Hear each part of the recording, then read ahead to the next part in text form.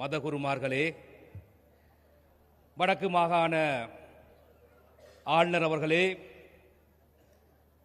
எங்களுடைய மதிப்புக்குரிய அமைச்சர் சந்திரசேகரம் ஐயா அவர்களே, அன்புக்குரிய மக்களே, உங்கள் அனைவருக்கும் மதிய வணக்கம். இன்றைய நாளில் வடமராட்சி மண்ணிலே இந்த உதயசூரியன் விளையாட்டரங்கிலே இன்று தமிழ் மக்கள் மத்தியிலே ஒரு வீரம் சரிந்த மண்ணாக மக்கள் போற்றுகின்ற இந்த பிரதேசத்திலே எங்களுடைய ஜனாதிபதி அவர்கள் வந்து உங்களுடன் உரையாற்ற இருக்கின்றார். இது ஒரு வரலாற்று சிறப்புமிக்க ஒரு நிகழ்வாக இடம்பெற இருக்கின்றது. உங்களுக்கு தெரியும், தேசிய மக்கள் சக்தி அரசாங்கமானது ஆட்சி அமைத்து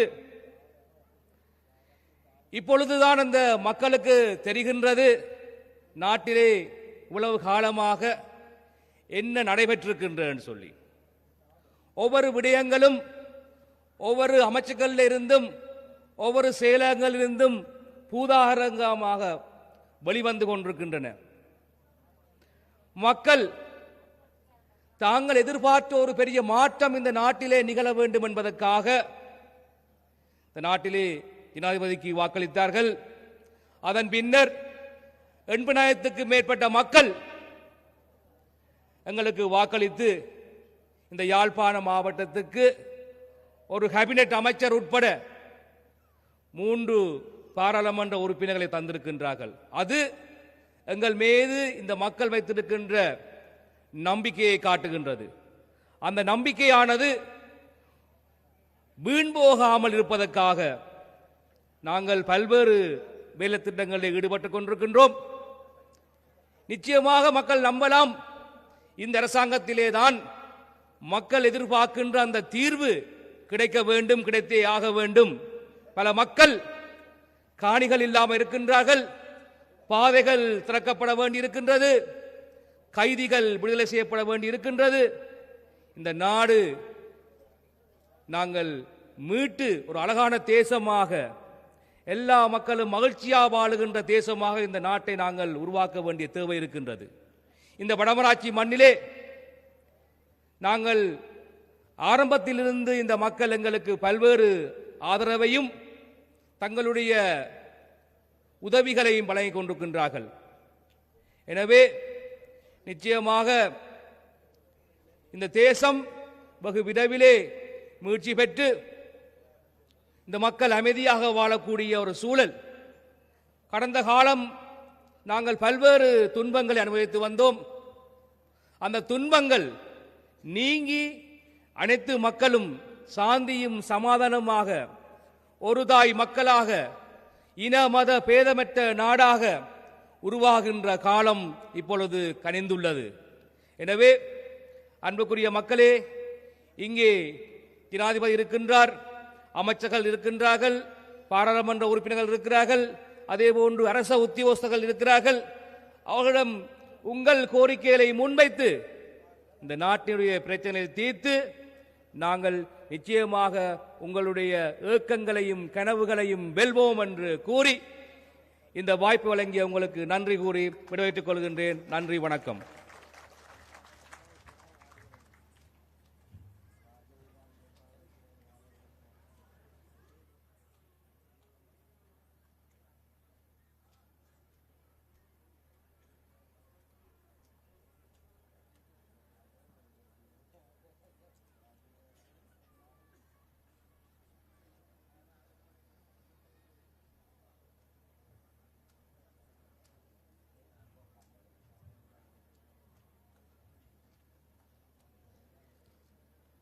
இந்த வல்வெட்டித்துறை மண்ணிலே அதிமேதகு ஜனாதிபதி மதிப்புக்குரிய அனுரகுமார திசாநாயக்க அவர்களுடனான இந்த சந்திப்புக்காக வருகை தந்திருக்கும் அனைத்து மக்களையும் வருக வருக என வரவேற்கின்றேன்.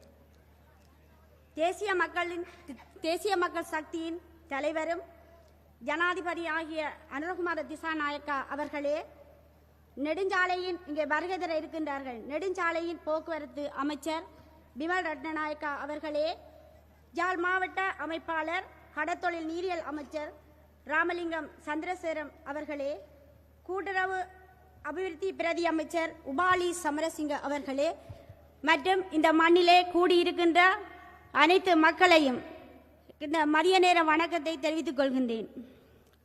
உங்களுக்கு தெரியும், இந்த அரசியல் வரலாற்றிலே எங்களோட சரித்திரத்தை நாங்கள் புரட்டி உற்று நோக்கி பார்க்கும்போது இவ்வளவு காலமும் அந்த எல்லா அரசியல்வாதிகளை நீங்கள் எடுத்து பார்த்தீர்கள் என்று சொன்னால் அவர்களுடைய ஆட்சியிலே இன மத மொழி பாகுபென வேறுபாடு எல்லாம் இருக்கும்.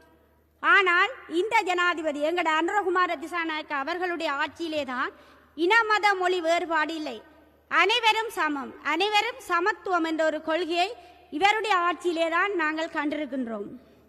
அந்த வகையிலே அவரை தெரிவு செய்த இந்த மக்கள் அனைவருக்கும் நாங்கள் ஒரு கணம் எங்களுடைய நன்றிகளையும் வாழ்த்துக்களையும் தெரிவித்துக் கொள்கின்றேன். இப்போ உங்களுக்கு தெரியும், இந்த எங்களோட அரசியல்வாதிகளை பார்த்தா எல்லாரும் ஆடம்பர வாழ்க்கை, சொகுசு வாழ்க்கை, தங்களுடைய வாழ்க்கையை முன்னேற்றி கொண்டுதான் இருந்தவர்கள். ஆனால் எங்களுடைய இந்த தேசிய மக்கள் சக்தியின் அரசாங்கத்தில் அப்படி இல்லை. அதாவது மக்களுக்காகவே ஒரு மக்களுக்காக வாழ்கின்ற ஒரு மக்கள் தலைவர் இந்த ஜனாதிபதி அவர்கள். அவர்களை தெரிவு செய்தது மக்களாகிய நீங்களும் நாங்களும் தான். அந்த வகையில் இனிவரும் காலங்களில் அதாவது அனைவருக்கும் சமமான உரிமைகள் சமத்துவம் எல்லாம் வழங்கப்படும் என்பதிலே எந்தவித ஐயமும் இல்லை. அடுத்ததாக இப்போ நாங்கள் இந்த அவருடைய ஆட்சியை நீங்கள் எடுத்து பார்த்தீங்கன்னு சொன்னால் இந்த கிளீன் ஸ்ரீலங்கா என்ற வேலை திட்டம் வந்திருக்கிறது. அந்த கிளீன் ஸ்ரீலங்கா வேலை திட்டம் வேண்டாம் என்ன நிறைய பேர் கேட்கறது என்னன்னு சொன்னால் இந்த நாட்டை சுத்தப்படுத்துறது உண்டு. அப்படி இல்லை, அதாவது அதாவது அடிமட்டத்தில் இருக்கிற மக்களின் வாழ்வாதாரத்தை உயர்த்துறது, அதாவது முன்பள்ளி கல்வியில இருந்து பல்கலைக்கழகம் வரை மக்களின் கல்வி, மாணவர்களின் கல்வி நடவடிக்கைகள், மற்றது அவர்களுடைய உடல் மாற்றத்தில் எல்லா வாழ்க்கையின் எல்லா தேவைகளையும் மாற்றத்தை ஏற்படுத்துகிறதான் இந்த கிளீன் ஸ்ரீலங்கா வேலை திட்டம். அடுத்ததாக மக்களின் ஒவ்வொருவரும் எல்லாரும் கேட்கினவங்களை என்னென்னு சொன்னால் தேசிய மக்கள் சக்தி ஆட்சிக்கு வந்து விட்டது, என்ன அந்த மாற்றம் ஒன்றையும் காணவில்லை என்று. இப்போ மாற்றம் என்றது உடனடியாக மாற்றத்தை ஏற்படுத்த முடியாது. அதாவது படிப்படியாக ஒரு அரசியல் கட்டமைப்பு, நிர்வாக கட்டமைப்பு ஊடாகத்தான் இந்த மாற்றத்தை கொண்டு வர முடியும்.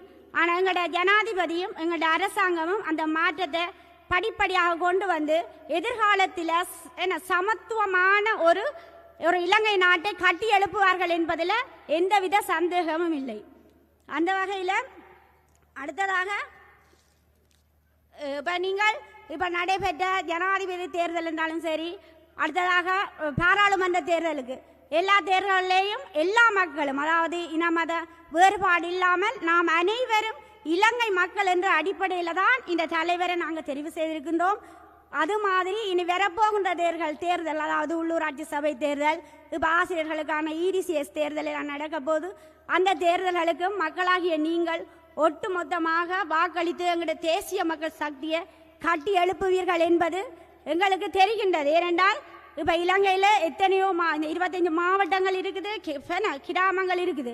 ஆனால் எங்களோட ஜனாதிபதி எடுத்த நான் ஒவ்வொரு மீட்டிங்குக்கு போய்களையும் அவர் அந்த எந்த ஒரு தேவையை எல்லா மக்களுக்கும் ஒதுக்குகிறார் என்று சொன்னாலும் அந்த தமிழ் மக்களை அவர் அதிகமாக நேசிக்கிறார். அதுலேயும் யாழ்ப்பாண மக்களை அதிகமாக நேசிக்கின்ற ஒரு மனிதர்.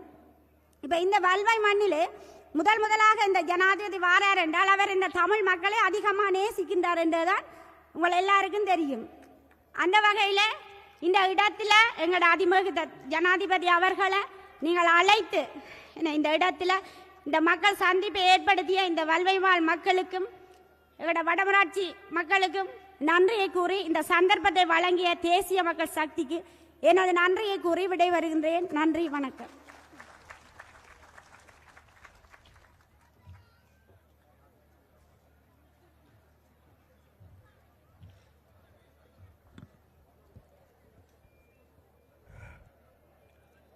எல்லோருக்கும் வணக்கம்.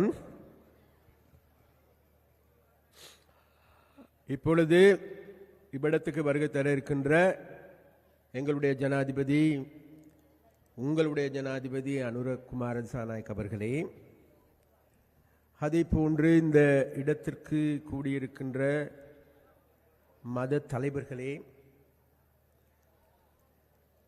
எங்களுடைய பாராளுமன்ற உறுப்பினர்களான தோழர் இளங்குமரன் அவர்களே, தோழர் அஜீபன் அவர்களே, தோழர் ஸ்ரீ பவானந்த ராஜா அவர்களே, அதே போன்று அரசாங்க அதிபர் அவர்களே, எங்களுடைய ஆளுநர் அவர்களே, ஆம், நீங்கள் இவ்வளவு நேரம் பார்த்து கொண்டிருந்த உங்களுடைய ஜனாதிபதி அனுரகுமார் திசாநாயக்கா அவர்களுடைய வருகை, அவர்களை இந்த வல்வெட்டி மண் வருக வருக என்று அன்பாக வரவேற்கின்ற காட்சியை இப்பொழுது நீங்கள் கண்டு கொண்டிருக்கின்றீர்கள்.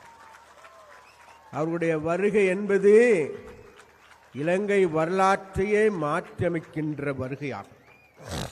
அவர்களுடைய வருகையானது இலங்கையுடைய சரித்திரத்தில் நான் நினைக்கின்றேன் கடந்த 50 வருடங்களுக்கு மேலாக இந்த வல்வெட்டி மண்ணுக்கு, வல்வெட்டித்துறை மண்ணுக்கு ஒரு ஜனாதிபதி வந்ததாக வரலாறு கிடையாது. ஆனால் இப்பொழுது கடந்த செப்டம்பர் மாதம் உங்களால் உருவாக்கப்பட்ட உங்களுடைய ஜனாதிபதி தோழர் அனுரகுமார் திசாநாயக்க அவர்கள் வருகை தந்திருக்கிறார். அதே போன்று உங்கள் எல்லோருக்குமே தெரியும், இவ்விடத்திற்கு வருகை தந்திருக்கின்ற இந்த பருத்தித்துறை வாழ், கரபட்டியில் வாழ்கின்ற, நெல்லியடியில் வாழ்கின்ற அன்பார்ந்த சகோதர சகோதரிகளே, உங்கள் எல்லோருக்குமே தெரியும், இன்றைக்கு இந்த பிரதேசத்தில் வாழுகின்ற உங்களுக்கு ஒரு முக்கியமான நாள். அது வேறு எதுவும் அல்ல, எங்களுடைய ஜனாதிபதி தோழர் அனுரகுமார் திசாநாயக்க அவர்கள் உங்களுடைய பிரதேசத்திற்கு வருகை தந்திருக்கின்றார். அது மிகவும் ஒரு சிறப்பு வாய்ந்த தருணமாகும். ஏனென்றால் இலங்கை வரலாற்றில் 50 வருடங்களுக்கு மேலாக இந்த பிரதேசத்திற்கு ஒரு ஜனாதிபதி வந்ததாக வரலாறு கிடையாது. அப்படியானால் இன்றைய தலைமுறையினருக்கும் நேற்றைய தலைமுறையினருக்கும் சொந்தமாக இருக்கின்ற உங்களுடைய தலைவர் அனுரகுமார் திசாநாயக்கா தான் இன்றைக்கு முதல் தடவையாக இந்த வல்வெட்டி துறைக்கு வருகை தந்திருக்கின்றார்கள். அவர்களை வரவேற்பதற்கு நான் கூட ஆரம்பத்தில் நினைச்சேன், இங்க இருக்கின்ற மக்கள் எப்படி பார்ப்பார்கள், எப்படி கேட்பார்கள், அல்லது எப்படி இவர்களை வரவேற்பார்கள் என்று நான் யோசித்துக் கொண்டிருந்தேன். ஆனால் இப்பொழுது பார்க்கின்ற பொழுது அனுரத்தோழர் லண்டனுக்கு போனால் லண்டன்லையும் சனம் நிறைஞ்சு படி, அமெரிக்காவுக்கு போன அமெரிக்காவிலையும் மக்கள் வெள்ளமென அணிதிரள்கின்றார். தென்னிலங்கையில் காலியா மாத்தரையா எல்லா பிரதேசங்களிலும் லட்சக்கணக்கான மக்கள் அணிதிரள்கின்றார். ஆனால் இப்பொழுது இந்த வல்வெட்டி நகரத்தை பார்க்கின்ற போது லண்டனுக்கு மாத்திரமல்ல, அமெரிக்காவுக்கு மாத்திரமல்ல, காலி மாத்திரைக்கு மாத்திரமல்ல, எதைக்கும் எதற்கும் சளைத்தவர்கள் அல்ல என்பதை இன்று வல்வெட்டித்துறை மக்கள் நிரூபித்திருக்கின்றார்கள். அதனால் அந்த மக்களுக்கு எங்களுடைய நன்றி, வாழ்த்துக்கள். அடுத்ததாக உங்களுக்கு எல்லோருக்குமே தெரியும், கடந்த காலங்களில் ஜனாதிபதி தேர்தல் நடைபெறுகின்ற போது இங்கிருக்கின்ற பெருவாரியான கட்சிகள், பெருவாரியான மக்கள் நினைத்துக் கொண்டிருந்தார்கள், தோழர் அனுரகுமார் திசாநாயக்கா வெல்ல போறது இல்லை. ஏன்? 2019 ஆண்டு நடைபெற்ற ஜனாதிபதி தேர்தலின் போது தோழர் அனுரவுக்கு கிடைச்சது 4 லட்சம் வாக்கு, வெறும் 3% வாக்கு. கோட்டாபய ராஜபக்சாவுக்கு 69 லட்சம் வாக்கு,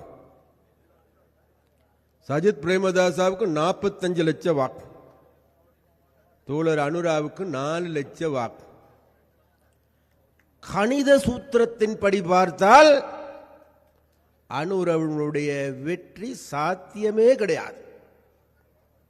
ஆனா எல்லாருக்குமே தெரியும், கணித சூத்திரம் அல்ல, சமூக விஞ்ஞானத்தின்படி இதை இவ்வாறான மாற்றங்கள் என்பது ஒரு நொடியில் வேகமாக மிக பாய்ச்சலாக மாறும் என்பதையே அனுரவுடைய வெற்றி குறிப்பிட்டு காட்டி. அதன் பொழுது ஒரு முக்கியமான வேலை என்ன, அனுர நாடு முழுவதும் கூடுதலான வாக்கு எடுத்தாரு, யாழ்ப்பாணத்தில் இத்தனை வாக்கு கொடுத்து ஜனாதிபதி தேர்தல். ரணில் விக்ரமசிங்காவுக்கு 90,000 வாக்கு, சஜித்துக்கு 1 லட்சம் வாக்கு, அது இல்லாம நம்மட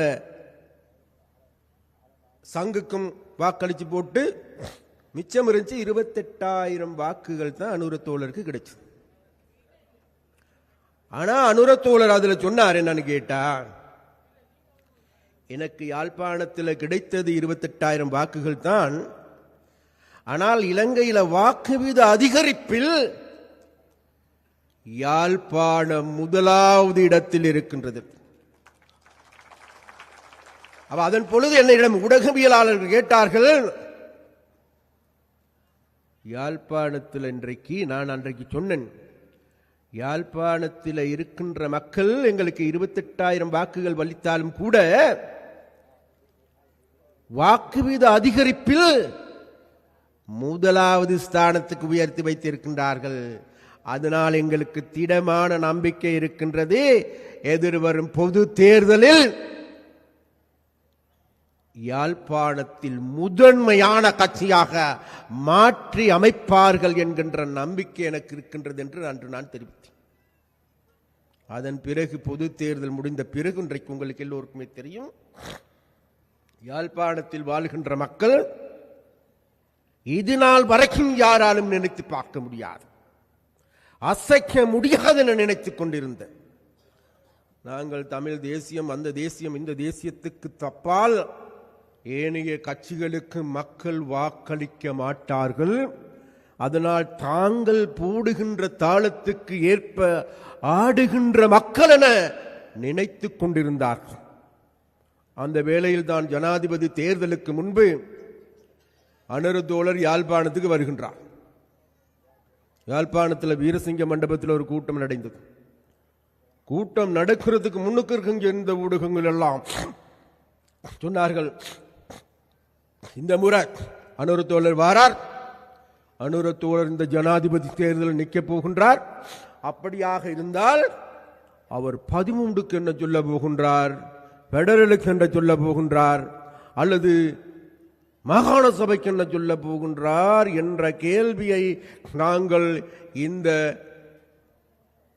வீரசிங்க மண்டபத்திலிருந்து அனுருடைய உரையின் மூலமாக கேட்கின்றோம் என்று கேட்டான். ஆனால் அனுர தோழர் இறங்கினார்.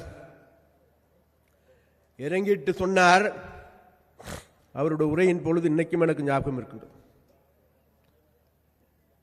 நான் யாழ்ப்பாணத்திற்கு வந்தது, யாழ்ப்பாணத்தில் இருக்கின்ற மக்களிடம் வாக்கு கேட்பது 13 தருவதற்கோ, பெடரல் தருவதற்கோ, மாகாண சபையை தருவதற்கோ அல்ல, அதற்கு பதிலாக இங்கிருக்கின்ற மக்களோடு எங்களுக்கு ஒரு நீண்ட நெடிய ஒடுக்கல் வாங்கல் உண்டு இருக்கிறது. அதுதான் இன்றைக்கு இந்த சமூகமே பீடித்திருக்கின்ற சமூக பிணியில் இருந்து, இந்த சமூக சீர்கேட்டில் இருந்து, இந்த போதை பொருளில் இருந்து, வாழ்வற்ற கும்பலில் இருந்து இன்றைக்கு பிறக்கின்ற பிள்ளை அல்ல, கருப்பையில் வளர்கின்ற பிள்ளையும் கூட 15 லட்சம் ரூபாய் கடனாளியாகப்பட்டிருக்கிறது. 2021 ஆண்டு சிறுவர் பாதுகாப்பு அதிகார சபை சொல்லுகின்றது 3667 குழந்தைகள் 10 வயசுக்கு குறைவான குழந்தைகள் பாலியல் துஷ்பிரயோகத்துக்குள்ளாக்கப்பட்டிருக்கின்றார்கள் என்று கூறுகின்றார். ஒரு நாள் யாழ்ப்பாணத்தில் இந்த கதையை நான் சொல்லிக் கொண்டிருந்தேன். ஒரு 9 பேர் இருந்தாங்க கூட்டத்தில். பெண்கள் தான் கூடுதலாக இருந்தார்கள்.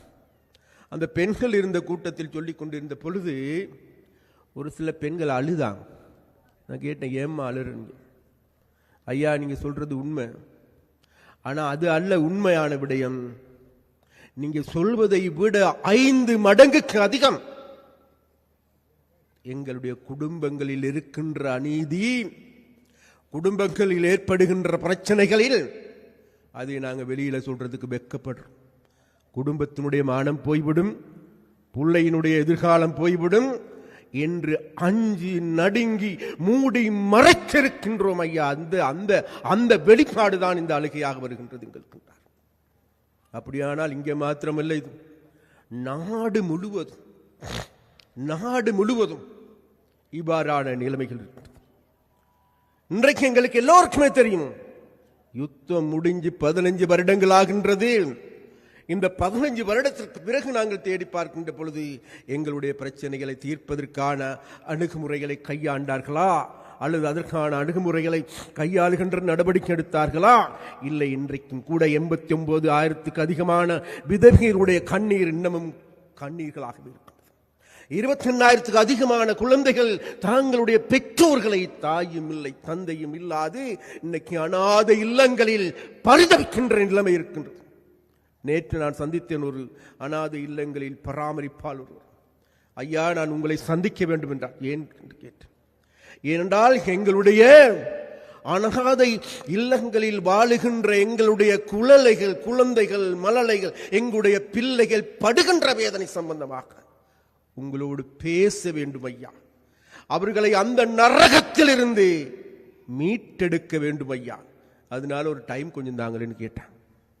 நான் சொன்ன பிறகு நான் சந்திக்கின்றேன் 3ஆம் தேதிக்கு பிறகு. அது மாத்திரமா, இன்றைக்கு எடுத்து பார்த்தாலும் கூட 140% வீடுகள் இன்னமும் கொட்டில்களாகவே இருக்கின்றது, வீடுகள் கிடையாது. அது மாத்திரமா, 160% ஏதோ ஒரு முறை சார்ந்த முறைசாரா விதத்தில் கடன்காரர்கள். தேடி பாருங்க, இன்னைக்கு அரசாங்க ஊழியர்கள், டீச்சர்மார், அவங்கள தேடி பாருங்க, யாராவது கடன் வாங்காம இருக்கின்றார்கள். வீட்டுக்கு கடன், மோட்டார் வாங்குறது கடன், பைக் வாங்குறது கடன், கார் வாங்குறது கடன், தாலி வாங்குறது கடன், பிள்ளைக்கு கல்யாணம் கட்டுறது கடன், ஏதோ ஒரு வழியில கடன் பொறியில சிக்கியிருக்கின்றவர்களாக இருக்கு. இன்னைக்கு நான் ஒரு 5 வருடத்துக்கு முதல்ல இதே வல்லுவட்டி பிரதேசத்தில் ஒரு பாடசாலையில் கடந்து ஒரு ஆசிரியர் சங்க மீட்டிங்கில் பேசிக்கொண்டிருந்த பொழுது நான் அந்த நேரத்தில் கேட்டேன், இங்கே இருக்க டீச்சர்மார் சொல்லுங்களே, யாராவது கடன் வாங்காம இருக்கின்றவர்கள் யாருன்னு சொல்லு. ஒரே ஒரு தங்கச்சி மாத்திரம் எந்திரிச்சு கையை தூக்கும். அது சின்ன புள்ள உண்டு, புதுசாக வேலைக்கு வந்த பிள்ளை. மற்றவர்கள் எல்லாரும் கடன்காரர். அந்த கடன் பொறி ஒரு பக்கம். மறுபக்கம் தேடி பார்க்கின்ற பொழுது கடன் வாங்கி வாங்கிய கடனை திருப்பி செலுத்திக் கொள்ள முடியாது. கூடுதலாக பெண்கள் கடந்த காலங்களுக்கெல்லாம் மைக்ரோ பினான்ஸ் மூலமாக கடன் கொடுத்தானுங்க. கிராமங்களுக்கு வந்து கிராமங்களில் கடன் வாங்கி கடனை திருப்பி செலுத்த முடியாது. கூடுதலாக தற்கொலை செய்து கொள்ளப்பட்ட பெண்கள் எங்க இருக்கின்றார்கள் என்றால் வேறு எதுவும் வன்னி பிரதேசத்தில், முல்லைத்தீவு பிரதேசத்தில், வவுனியா பிரதேசத்தில், மன்னார். அப்படியாக அந்த யுத்தம் முடிஞ்சு 15 வருடங்களுக்கு பிறகு வாங்கிய கடனை திருப்பி செலுத்திக் கொள்ள முடியாது. கூடுதலாக தற்கொலை செய்து கொள்ளுகின்றவர்கள் எங்க இருக்கின்றார்கள் என்றால் முல்லைத்தீவு. வறுமை கோட்டின் கீழ் கூடுதலாக வாழுகின்ற மாகாணம் வட மாகாணம். அதில் கூடுதலாக இருக்கின்றது வேறு எதுவுமல்ல. 1வது மாவட்டம் முல்லைத்தீவு மாவட்டம், 2வது கிளிநொச்சி மாவட்டம். அது மாத்திரமா? அப்ப இவ்வாறான நிலைமைகளுக்கு நாங்கள் முகம் கொடுத்துக் கொண்டிருக்கிறோம். அப்ப அப்படியாக இருந்தால் அன்றைக்கு அனுரத்தோல சொன்னது வேறு எதுமல்ல, இந்த பொறியில இருந்து, இந்த அரக்கர்களிடம் இருந்து யாழ்ப்பாணத்தில் வாழுகின்ற மக்களை மீட்பதே எனது கடமை. அதுதான் அந்த மக்களுக்கும் எங்களுக்கும் இருக்கின்ற கொடுக்கல் வாங்க. கடந்த காலங்களில் நாங்கள் இந்த பிரதேசங்களுக்கு தேர்தல் பிரச்சாரங்களுக்காக சென்ற பொழுது, கதைத்த பொழுது, இங்க இருக்கின்ற அது வவுனியாவா, முல்லைத்தீவா, கிளிநொச்சியா, எல்லா பிரதேசங்களில் வாழ்கின்ற மக்கள் சொன்னார்கள், ஐயா எங்களுக்கு வேற எதுவும் வேணும் ஐயா, சொல்லுங்க அனுரகுமார் சாநாயக்கட்டு சொல்லுங்க, எங்கட பிரதேசத்தில் இன்றைக்கு போதைப் பொருள் மலிந்து கிடக்கின்றது, வாழ்வட்டு கும்பல் மலிந்து கிடக்கின்றது, எந்த நேரம் என்ன நடக்கும் என்றே தெரியாது, ஐஸ் பழக்கம் அதிகரித்திருக்கின்றது, எங்களுடைய பெண்கள் தனியாக நடமாட முடியாது, பஸ்ஸில் பயணம் செய்ய முடியாத ஒரு நிலைமை. இந்த நிலைமை தொடர முடியுமா? இந்த நிலைமை தொடரக்கூடாது. அதனால் இதிலிருந்து எங்களை மீட்டெடுத்துத்தார். அப்ப அனுரத்தோழர் மிக தெளிவாக சொன்னார், அன்றைக்கும் சொன்னார், இன்றைக்கு சொல்லுகின்றார், எங்களை நம்பி வாக்களித்த மக்கள், நாங்களும் இந்த மக்கள் பார்க்கின்ற பொழுது கடந்த காலங்களில் இந்த நாட்டுடைய மக்களுக்காக வேண்டி தங்களை அர்ப்பணிப்பு செய்தவர்கள், லட்சக்கணக்கான தோழர் தோழிகள் உயிர் தியாகம் செய்தவர்கள், அது மாத்திரமல்ல சிறை வாழ்க்கையா அல்லது சித்திரவதைகளா நேரடியாக கண்டு அனுபவித்தவர்கள், அப்படியாப்பட்ட பரம்பரையில் வந்தவர்கள். நான் எங்களுடைய கனவு வேறு எதுவுமல்ல, இந்த நாட்டை மக்கள் நிம்மதி பெருமூச்சு விடுகின்ற நாடாக மாற்றியமைக்க வேண்டும், நல்ல நாடாக மாற்றியமைக்க வேண்டும். அதுதான் எங்களுடைய கனவு, அதுதான் எங்களுடைய இலக்கு. அந்த இலக்கு இன்றைக்கு எட்டப்பட்டிருக்கின்றது. கடந்த செப்டம்பர் மாதம் 14ஆம் திகதியும் 21ஆம் திகதியும் இங்க இருக்கின்ற மக்கள் எல்லோருமே சேர்ந்து தேசிய மக்கள் சக்தியை அரவணைத்துக் கொண்டார்கள். அதனால் அந்த வாக்களித்த மக்களுக்கு நாங்கள் சொல்லுகின்றோம், நன்றி நன்றி நன்றி என்று மீண்டும் சொல்லுகின்றோம். வாக்களிக்காத மக்களையும் ஆற தழுவிக்கொள்வதற்கு நாங்கள் தயார். என்றால் இனியும் இந்த நாட்டை பழைய பாதையில் செல்ல முடியாது. பழைய குருடி கதவத்திரோடைன்னு சொல்லி பழைய பாதையிலே இனிமேலும் போக முடியாது. இனி புதிய பாதை, அந்த புதிய பாதையை செப்பனிடுகின்ற வேலைக்கு தலைமை தாங்குகின்ற தலைவர் தான் வேறு யாருமல்ல, உங்களுடைய ஜனாதிபதி, உங்களுடைய தோழர் அனுரகுமார திசாநாயக்கவா. அதனால் அந்த அனுரகுமார திசாநாயக்க அவர்கள் இன்றைக்கு உங்களோட ஊருக்கே வந்திருக்கிறார். வேற எதுவும் இல்லை. நீண்ட நாள் எங்களுக்கு ஒரு ஆசை இருந்துச்சு. கடந்த ஜனாதிபதி தேர்தலில் ஒரு ஆசை இருந்தது, இங்கே பருத்தித்துறைக்கு சரி வல்வெட்டுத்துறை சரி கொண்டு வர வேண்டும் என்று. ஆனால் அன்னைக்கு முடியாமல் போனது, பிஸின்ட்டு போனோம். ஆனால் இப்போ ஒரு சந்தர்ப்பம் கிடைச்சிருக்கு நமக்கு. அந்த சந்தர்ப்பம் என்பது வேற எதுவுமல்ல, அனர்சோல சொன்ன இங்கே வந்து நான் வேற எதுவும் இல்லை, முதல்ல இங்கே உள்ள மக்களை பார்க்கணும், நான் பேசுறதில்ல, அந்த மக்களை பேச விடணும், அவர்களுடைய கருத்துக்களை பரிமாறிக்கொள்ளணும்.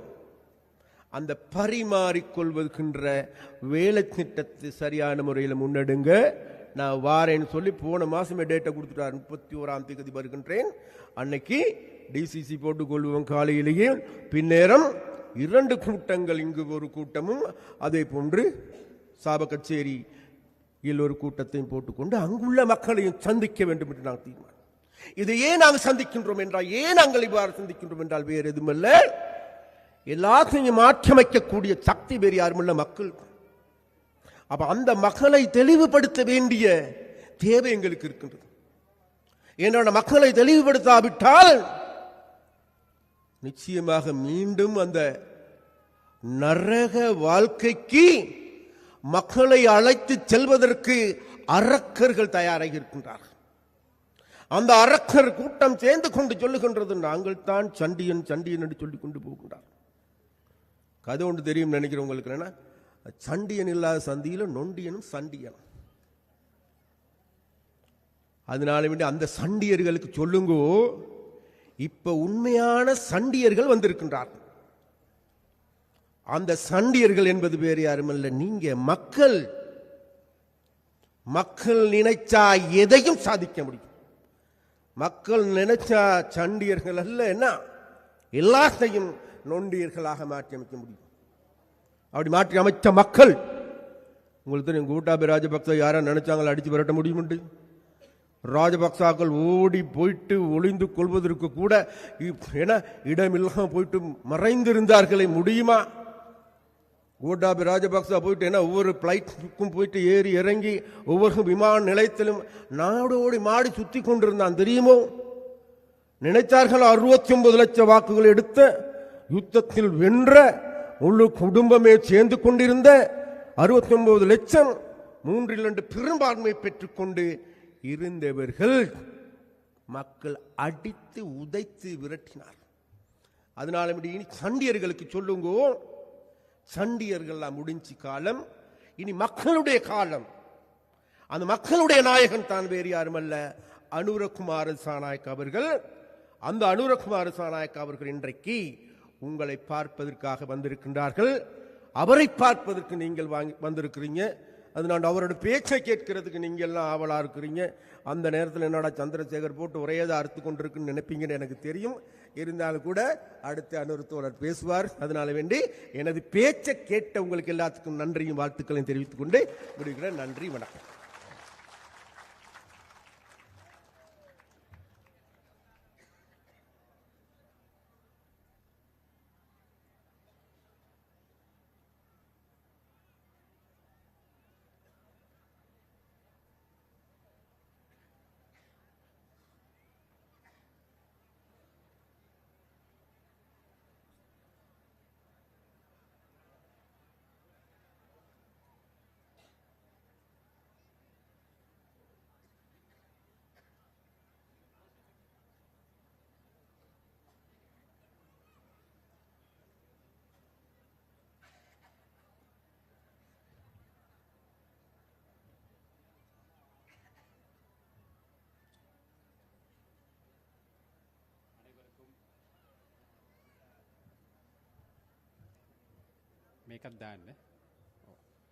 அனைவருக்கும் வணக்கம்.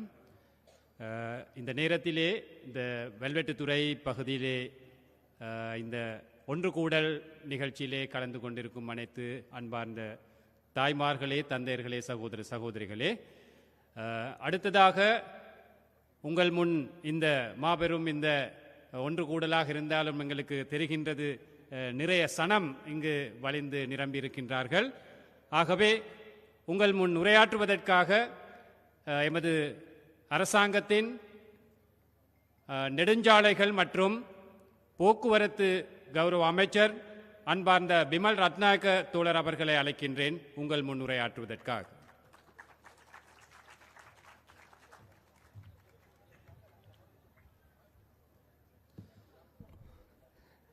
வணக்கம், ආයුබෝවන්, අස්සලාමු අලයිකුම්. ඔබ සූදානම් මුණ ගැනීමට ලැබීම ඉතාමත්ම සතුටක්. வணக்கம், ஆய்புவான், அஸ்ஸலாமு அலைக்கும் என்று கூறிக்கொண்டு உங்கள் அனைவரையும் சந்திக்க இந்த சந்தர்ப்பம் ஏற்பட்ட தொடர்பாக அவர் மிகவும் மகிழ்ச்சி அடைவதாக கூறுகின்றார். අපි හිතනවා අද ලංකාවේ මිනිස්සු වැල්වැටිතුරේදී අලුත් ඉතිහාසයක් ලියන්න පටන් ගන්නවා කියලා. இன்று இலங்கையிலே, இலங்கை வரலாற்றிலே இந்த வெல்வெட்டித்துறை மக்கள் புதிய ஒரு அத்தியாயத்தை எழுதுவதற்கு ஆரம்பித்திருக்கின்றார்கள்.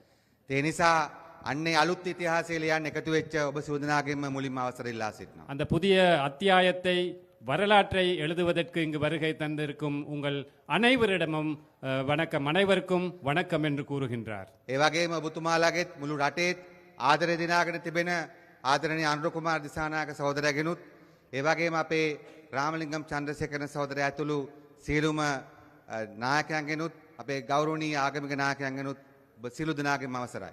அதே போன்று இந்த நாட்டிலே அதிகப்படியான மக்களுடைய உள்ளங்களின் அந்த ஆதரவை வென்றெடுக்கும் எமது நாட்டின் ஜனாதிபதி அன்பார்ந்த அனுரகுமார திசாநாயக்க தோழர் அவர்களே, அதே போன்று எமது அமைச்சர், கடற்தொழில் நீரியல் அமைச்சர் அன்பார்ந்த ராமலிங்கம் சந்திரசேகர் தோழர் அவர்களே, அதே போன்று எமது கௌரவமிக்க மத தலைவர்கள் அனைவருக்கும் அதே போன்று அரச துறையிலே இருக்கும் அதிகாரிகள் அனைவருக்கும் வணக்கம் என்று கூறிக்கொள்கின்றார். ඔබතුමාලා දන්නවා පසුගිය සැප්තැම්බර් මාසේ 21 වෙනිදාත් ඒ වගේම නොවැම්බර් මාසේ 14 වෙනිදාත් අපේ රටේ මිනිස්සු අලුතෙන් ඉතිහාසය ලිව්වා. உங்கள் அனைவருக்கும் தெரியும், எமது நாட்டிலே கடந்த செப்டம்பர் 21ஆம் திகதியும் அதன் பின்பு நவம்பர் மாதம் 14ஆம் திகதியும் எமது நாட்டிலே மக்கள் புதிய ஒரு அத்தியாயத்தை எழுதினார்கள், புதிய ஒரு வெற்றியை பெற்றார்கள். අපේ රටේ මිනිස්සු උතුර දකුණ නැගෙනහිර බටහිර ඔක්කොම එකට එකතු කළා. எமது நாட்டு மக்கள் இலங்கையிலே தெற்கு வடக்கு கிழக்கு மேற்கு என்ற அனைத்து பகுதிகளையும் ஒரு இடத்திற்கு ஒரே பிடியிலே எல்லாரும் கை சேர்ந்தார்கள். දෙමළ මුස්ලිම් සිංහල කියන්නේ අපි ඔක්කොම එකයි කියන එක ඇති කළා ඒ දවස් දෙකේදී. அந்த இரு நாட்களிலும் அந்த பரிவேறுகளில் எங்களுக்கு விளங்குகின்றது, தமிழ் முஸ்லிம் சிங்களம் என்ற வேறுபாடு இல்லாமல் நாங்கள் அனைவருமே இலங்கையர்கள் என்ற அந்த செய்தியை அந்த வெற்றியின் பின்னாலே இருக்கின்றது. අපි හිතනවා එක ලංකාවක් බිහි වුණේ මේ සැප්තැම්බර් මාසේ 21 වෙනිදා කියලා. நாங்கள் நினைக்கின்றோம் ஒரு இலங்கை, எல்லாருடைய எதிர்பார்ப்போடு ஒரு இலங்கை உருவாகியது செப்டம்பர் 21ஆம் திகதி என்று.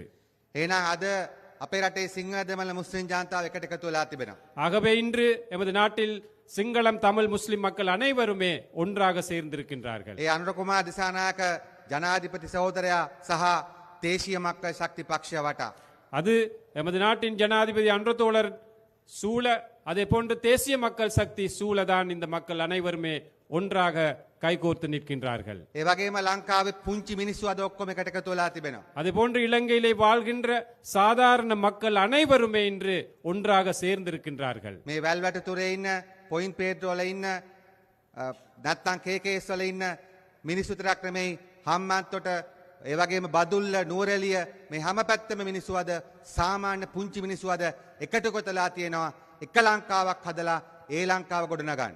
இன்று பெல்வெட்டித்துறை மட்டுமல்ல, பருத்தித்துறை அல்லது காங்கேசன் துறை, அது மட்டுமல்ல, இன்று அம்பாந்தொட்டை மாத்தரை காலி போன்ற பகுதிகளில் கூட இலங்கையிலே அனைத்து பகுதிகளிலுமே மக்கள் ஒன்று சேர்ந்திருக்கின்றார்கள். சாதாரண மக்கள் ஒன்று சேர்ந்திருக்கின்றார்கள் இந்த நாட்டை கட்டியெழுப்புவதற்காக. අද ඒ විදියට ලංකාවේ සිංහල දෙමළ මුස්ලිම් මිනිස්සු එකට එකතු වෙද්දී පුංචි මිනිස්සු, දීවරයෝ, ගොවියෝ, කම්කරුවෝ, ගුරුවරු, සාමාන්‍ය මිනිස්සු එකට එකතු වෙද්දී අද ඔබට පේනවා ලංකාව ඉස්සරහට යන්න පටන් අරන් තිබෙනවා. அவ்வாறு இந்த நாட்டிலே சாதாரண மக்கள் ஒன்றாக சேரும் போது இந்த நாட்டிலே இருக்கும் மீனவர்கள் அல்லது எமது ஆசிரியர்கள் அல்லது ஒவ்வொரு தொழில் துறையிலே ஈடுபடுபவர்கள், அரசு அதிகாரிகள், விவசாயிகள், இந்த அனைத்து மக்களும் இன்று இந்த நாட்டை கட்டியெழுப்பதற்காக ஒன்று சேரும் போது இந்த நாடு படிப்படியாக முன்னோக்கி செல்வதை எங்களுக்கு அவதானிக்க கூடியதாக இருக்கு. අද අනුර තෝලර් ගිහිල්ලා දේශීය මක්කල් ශක්තිය ඇවිල්ලා ලංකාවේ සාමාන්‍ය මිනිස්සු එකට එකතු කරනකොට රටේ ජනතාවගේ සතුරෝ අද අපිට පේනවා ඒගොල්ලොත් එකතු වෙනවා. இவ்வாறு சாதாரண மக்கள் ஒன்றாக சேரும் போது அனுரகுமார திசாநாயக தோழர் உள்ளிட்ட அனைவரும் ஒவ்வொரு இடங்களிலே போய் மக்களை ஒன்று சேர்க்கும் போது இன்று எமக்கு எதிரானவர்களும் இன்று ஒன்று சேர்வதை எங்களுக்கு காணக்கூடியதாக இருக்கு. අපි දකිනවා දැන් මේ ඊයේ පෙරේද ඉඳලා සජිත් ප්‍රේමදාසලා, රනිල් වික්‍රමසිංහලා, මහින්ද රාජපක්ෂලා, රවි කරුණානායකලා, විමල් වීරවංශලා, මනෝ ගණේෂන්ලා ඔක්කොම එකට එකතු වෙලා තිබෙනවා. இன்று நாங்கள் அவதானிக்கின்றோம், அண்மையிலிருந்து மஹிந்த ராஜபக்ச அவர்கள் அல்லது சஜித் பிரேமதாஸ் அவர்கள், அதே போன்று ரவி கருணாநாயக்க போன்றவர்கள், அதே போன்று மைத்ரிபால சிறிசேன போன்றவர்கள், இவ்வாறு பல்வேறுபட்டு எதிரிகளாக வேறுபட்டு இருந்தவர்கள் இன்று எமக்கு எதிராக ஒன்றாக சேருவதை நாங்கள் காணக்கூடியதாக இருக்கின்றோம். එන ඔබතුමාට පේනවද පුංචි මිනිස්සු, සාමාන්‍ය මිනිස්සු එකට එකතු වෙනකොට ඒගොල්ලන්ගේ හතුරොත් එක කඳුරකට එකතු වෙනවා. அதனால் உங்களுக்கு தெரிகின்றதா, நாங்கள் சாதாரண மக்கள் எந்த வேறுபாடும் இன்றி நாங்கள் ஒன்றிணையும் போது எதிரிகளும் இன்று எமக்கு எதிரானவர்களும் ஒன்று சேர்வதை உங்களுக்கு காண முடிகின்றதா? ඔබතුමාලා දන්නවා රනිල් මෙහි ඇවිල්ලා ඡන්ද ඉල්ලුවේ මහින්දට විරුද්ධව. உங்களுக்கு தெரியும், ரணில் விக்ரமசிங்க இன்று உங்களிடமிருந்து அந்த ஜனாதிபதி தேர்தலிலே வாக்கு கேட்டது மஹிந்த ராஜபக்சக்கு எதிராக. සජිත් ප්‍රේමදාසයි සුමන්දිරන් මන්ත්‍රීතුමයි තමිල්ලරසු කච්චි මෙහි ඇවිල්ලා ඡන්ද ඉල්ලුවේ මහින්දට විරුද්ධව. சஜித் பிரேமதாச, அதாவது சுமந்திரம் அந்த எம்பி அவர்களை வைத்துக் கொண்டு இங்கு வந்து வாக்கு கேட்டது ராஜபக்சக்கு அல்லது ரணிலுக்கு எதிராக. ඔබතුමාලා දකිනවා මේ දවස්වල මොකද්ද? ඒ දූෂිත ඒ රට විනාශ කරපු කණ්ඩායම අද එකට එකතු වෙන්න සාකච්ඡා කරමින් තිබෙනවා. ஆகவே உங்களுக்கு எதிராக இருந்தவர்கள் அவர்கள் வெவ்வேறாக இருந்தவர்கள் என்று ஒன்று சேர்வதற்காக கலந்துரையாடல்கள் செய்து கொண்டு එහෙනම් මේ இருக்கின்றார்கள். යාල්පාණම් වල පරතුරේ පත්තුවල වැල්වැටිතුරේ ඉන්න අපි ඔක්කොම සාමාන්‍ය පුංචි මිනිස් එකතු වෙලා අපි අදිෂ්ඨාන කරගන්න ඕන කම තිබෙනවා. මේ රටේ ජනතාව සැප්තැම්බර් 14 වෙනිදා නොවැම්බර් 21 වෙනිදා සැප්තැම්බර් 21 වෙනිදා නොවැම්බර් 14 වෙනිදා මේ රටේ නිර්මාණය කරපු මේ ජාතික සමගියේ සමානයන්ගේ ආණ්ඩුව සමාන මිනිසුන්ගේ ආණ්ඩුව මේ ජන සතුරන්ගෙන් බේරගෙන අපේ රට හදනකම් අපි එකට සටන් කරමු එකට ඉස්සරහට යමු කියලා ආරාධනා කරමින් මම සමුගන්නවා. ඔබ සූදනාටම ස්තුතියි. அதே போன்று இங்கு வருகை தந்திருக்கும் இன்று ஒன்று சேர்ந்திருக்கும் இந்த சாதாரண மக்கள் நாங்கள் அனைவருமே நினைத்து கொள்ள வேண்டும். அதாவது எங்களுடைய இந்த வெற்றியை தடுப்பதற்காக முறிப்பதற்காக இந்த எதிரிகள் இந்த நாட்டை அழித்தவர்கள் ஒன்று சேரும் போது அவர்களுக்கு எதிராக நாங்கள் அனைவருமே கைகோர்த்து ஒன்றாக நின்று இந்த மக்கள் ஆட்சியை பாதுகாக்க வேண்டும் என்ற அந்த தேவையை பூர்த்தி செய்து கொள்ள வேண்டும் என்ற அந்த கோரிக்கையை விடுப்பதுடன் எமது பிமல் தோழருடைய உரையை முடித்துக் கொள்கின்றார். உங்கள் அனைவருக்கும் நன்றி வணக்கம் என்று கூறிக்கொண்டு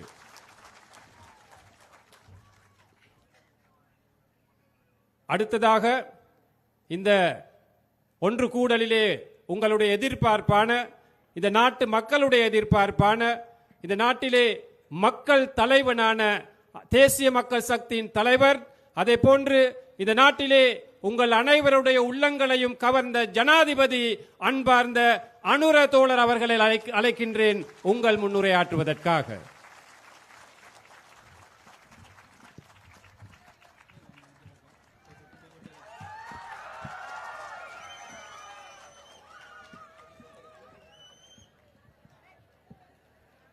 ගෞරවනීය අපේ හාමුදුරන් වහන්සේලාගෙන් කුරුක්කල් තුමාලාගෙන් අවසරයි.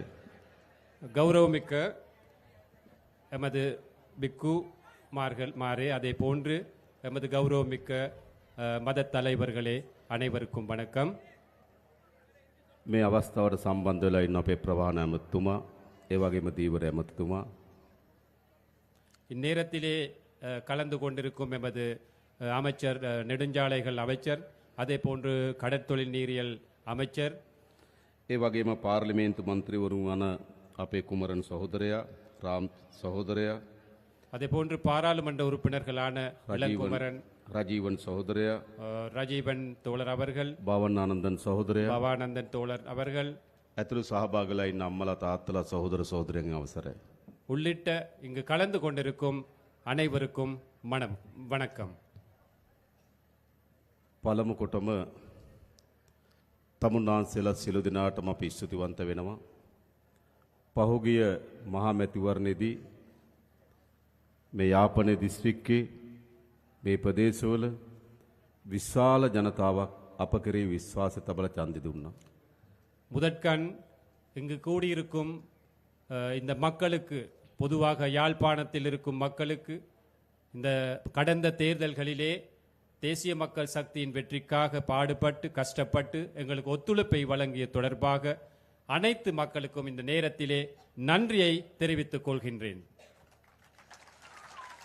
ඒ ඡන්දය ජාතික ජනබලවේගයේ ආණ්ඩුවක් හදන්න විතරක් ඉවහල් වුණු උපයෝගී වුණු ඡන්දයක් නෙවෙයි. அந்த வாக்கு என்பது தேசிய மக்கள் சக்தியின் ஒரு அரசாங்கத்தை அமைப்பதற்காக மட்டும் வழங்கிய ஒரு வாக்கு அல்ல. තමුන්නාන්සේලා ඡන්දෙ දීලා අපේ മന്ത്രിවරු ගණනාවක් පාර්ලිමේන්තුවට ඇරියා. ඒක අපේ ආණ්ඩුව හදන්න ශක්තියක්. நீங்கள் வாக்களித்து பாராளுமன்ற உறுப்பினர்களை பாராளுமன்றத்திற்கு அனுப்பி ஒரு அரசாங்கத்தை அமைப்பதற்காக ஒத்துழைப்பு வழங்கினீர்கள். அது எமக்கு பெரிய ஒரு சக்தி ஆகியது. හැබැයි ඊට වඩා ලොකුම ශක්තිය තමයි අපේ රටේ ජනතාව එකතු කරන්න තමුන්නාන්සේලා ඡන්දෙ දුන්නා. அதையும் விட மிகப்பெரிய சக்தி தான் இந்த நாட்டிலே மக்கள் அனைவருமே ஒன்று சேர்ப்பதற்காகவும் அந்த வாக்களித்துள்ளீர்கள். அதுதான் மிகப்பெரிய சக்தியாக நாங்கள் இந்த தேர்தல் முடிவுகளிலே காண்கின்றோம். ලංකාවේ පළමු වතාවට ආණ්ඩුවක් හැදුනා. උතුරේ ජනතාවද දකුණේ ජනතාවද නැගිනිර ජනතාවද කඳුකරේ ජනතාවද සියලු ජනතාවගේ විශ්වාසය දිනාගත්තු ආණ්ඩුවක්. இலங்கையிலே முதற் தடவையாக ஒரு அரசாங்கம் அமைக்கப்பட்டது. இலங்கையிலே வாழ்கின்ற வடமாகாண மக்கள், தென் மாகாண மக்கள், கிழக்கு, மேற்கு, மலையகம் இவ்வாறான அனைத்து மாகாணங்களையும் பகுதிகளையும் ஒன்று சேர்த்த ஒரு அரசாங்கம் தான் இம்முறை.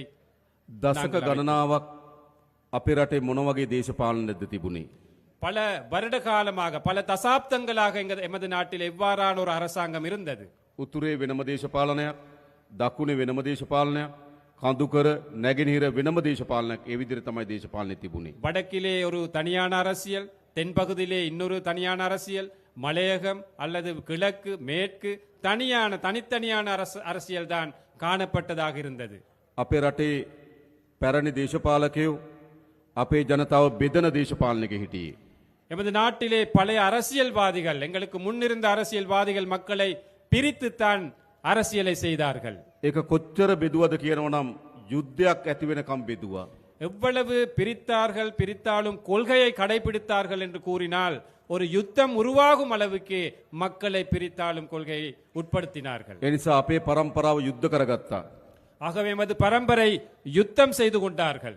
අපේ පරම්පරාව සැකය, අවිශ්වාසය, ක්‍රෝධය, වෛරය වපුරලා ජීවත් වුණා. எமது அந்த காலகட்டம் என்பது, எமது பரம்பரை என்பது சந்தேகம் அல்லது எதிர் மனப்பான்மை இவ்வாறான பல்வேறுபட்ட அந்த முரண்பாடுகளோடு தான் நாங்கள் வாழ்ந்து கொண்டிருந்தோம். අපිට තවත් බෙදෙන්න ඕනද? எங்களுக்கு இன்னும் பிரிய வேண்டுமா? බෙදෙන්න ඕනද? பிரிய வேண்டுமா? නෑ. අපි ලංකාවේ පළමු වතාවට ආණ්ඩුවක් හැදුනා.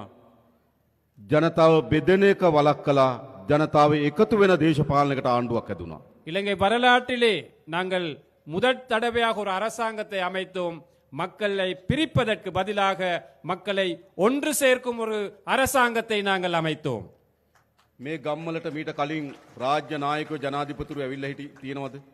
இந்த பகுதிகளுக்கு அரசாங்கத்திலே பெரிய அதிகாரிகள் அல்லது ஜனாதிபதி போன்றவர்கள் இதற்கு முன் வருகை தந்திருக்கின்றார்களா?